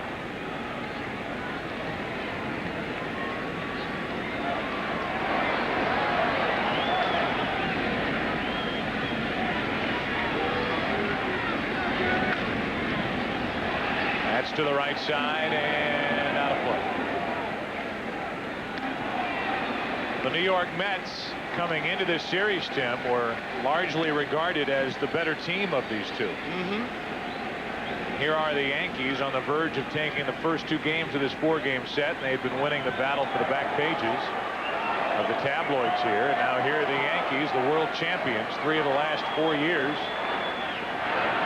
in here trying to take 2 at Shea. 1 tonight at Yankee Stadium and 1 tomorrow right back here. Got him looking, 2 gone. Jeter's gone, and the batter will be O'Neill. And we'll see if a pitching change follows. So the breaking ball gets Derek Jeter. That ball backed up inside corner. It certainly was a strike. So with Franco warming, does John Stearns, the acting manager of the Mets, make the move for Franco? Paul O'Neill has not only hit left-handers well this year. Mike Piazza out to buy a little time for John Franco, but Franco is not your prototypical left-handed pitcher against a left-handed batter. Paul O'Neill has hit left-handers very, very well this year. We'll see what Dave Wallace does. Well, with this meeting after the strikeout, you have to believe they're buying time to make the change. Yeah, true. Otherwise, there's really no reason to go out there. But here's O'Neill with 2 on, 2 out. Franco ready if needed. And here comes Dave Wallace.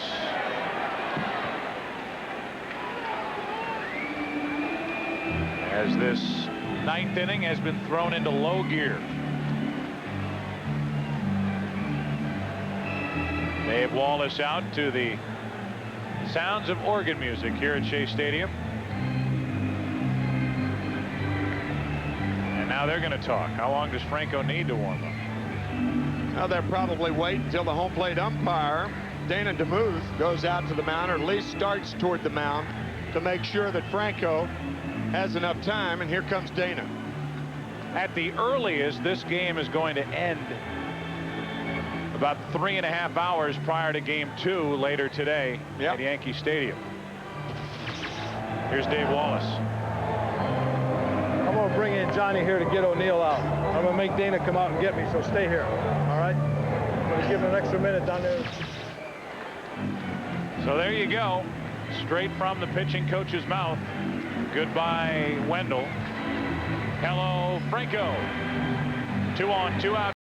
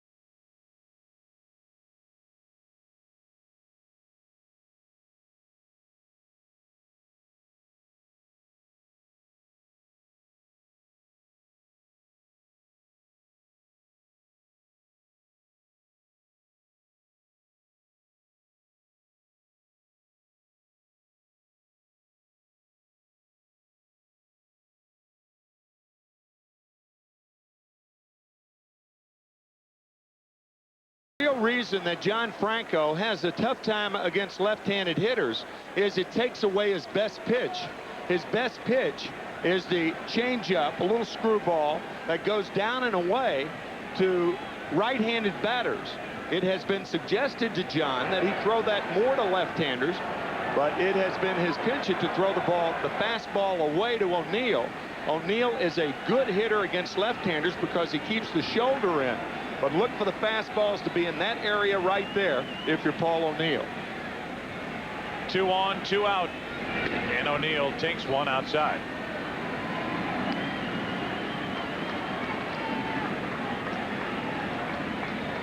O'Neill a long time with the Cincinnati Reds, so these two have a history. Paul does not try to pull left-handers. That opens up the left side.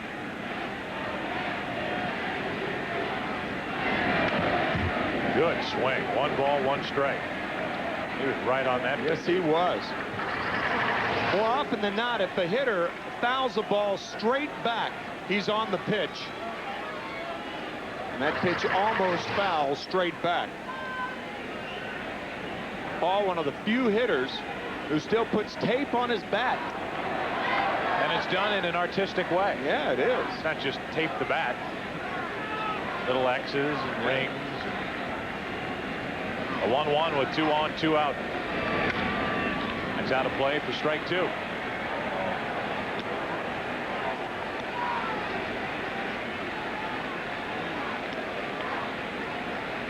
See that tape job on the bat a little bit.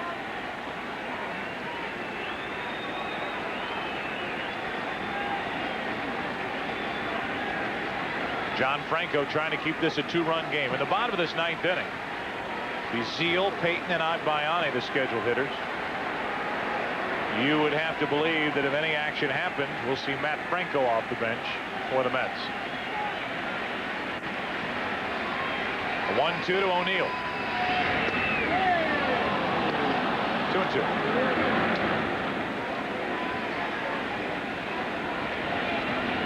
I would imagine if Franco continually works left-handed batters middle of the plate away, that screwball might be effective against the left-handed batter. I mean, I would try that if I were John, but he is, for 17 years, no design of coming in with that pitch to left-handers. Away again. And on the corner to end the inning. O'Neill doesn't agree, but he's gone. And it's a 2-run game into the bottom of the 9th inning. Who's coming in? Likely Rivera. Yankees up 4-2. This summer, go to Pep Boys to catch big summer service savings. Come in for a Castrol GTX oil change with filter for $16.88. A Castrol oil change for $16.88. Or our ASE certified technicians will install Ray Bestis brakes from just $69.99. And we'll even do an air conditioning quick check for only $19.88. Hurry in for Pep Boys summer service savings. Pep Boys. Cars like us. People love us.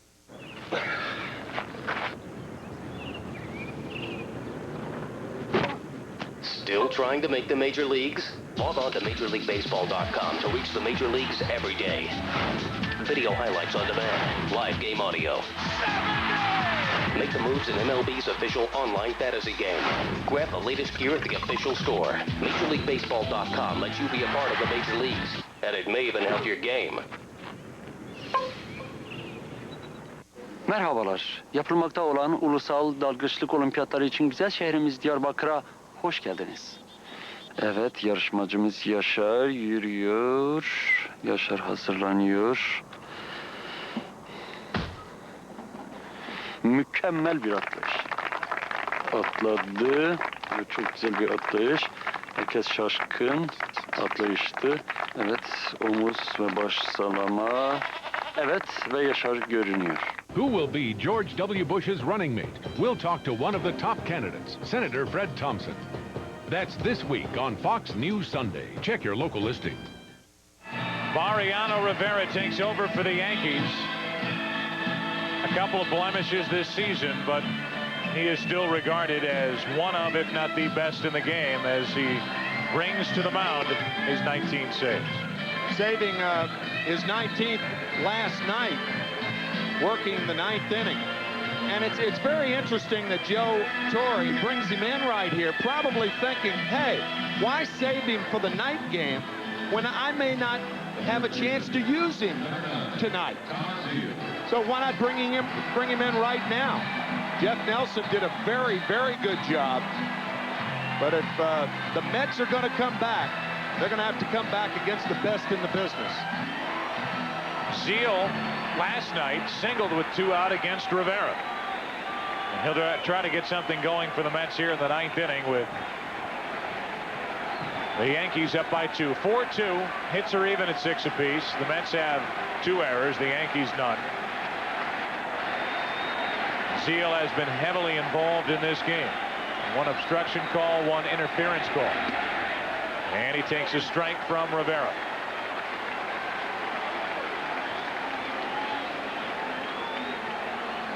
A little lower than usual.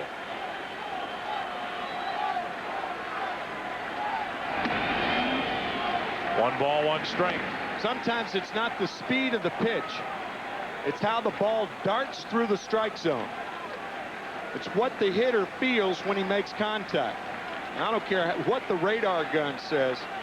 This guy's throwing hard right now. Real hard. Strike 2.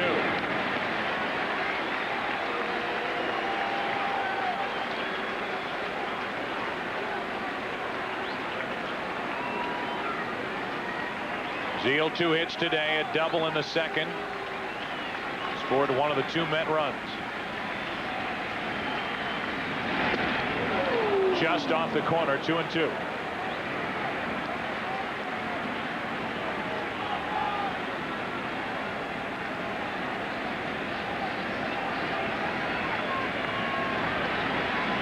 Zeal trying to excite these Met fans. That won't get them excited. 1 away. Todd Zeal involved with our American General play of the game, and that is this. The obstruction call back in the first inning. Knobloch forced to run around Zeal.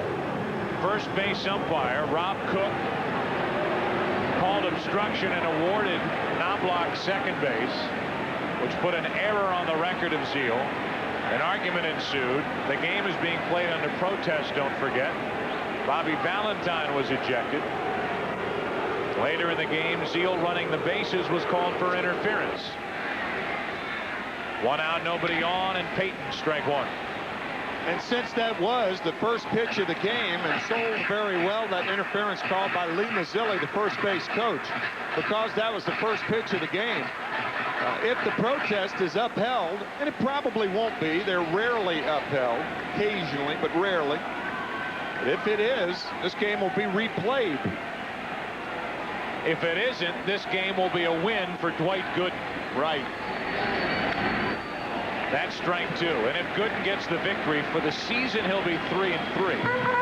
But here in the late stages of his career, he will have picked up no more important victory, at least for his own career. Because as we talked about early in the game, a disastrous outing here today for the Yankees in what seems to be his final shot. This could have been his last major league start. As it is, he goes 5, allows 2 runs on 6 hits. Gives the Yankees what they need here today at Shea. And now Payton's gone. That play that was so crucial. Come on! Come on! Hey! That's interference! It's interference! You don't move, man! He's got to go right around here! That's interference! Hey! Hey! Time out! He didn't move! Hey! Time out! He didn't go! That's interference!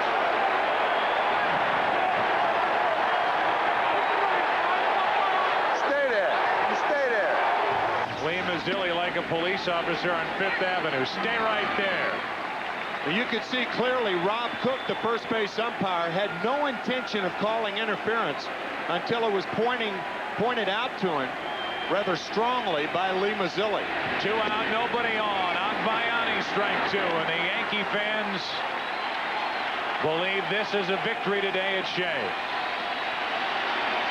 A 4-2 lead. The Yankees looking for their 44th win of the year.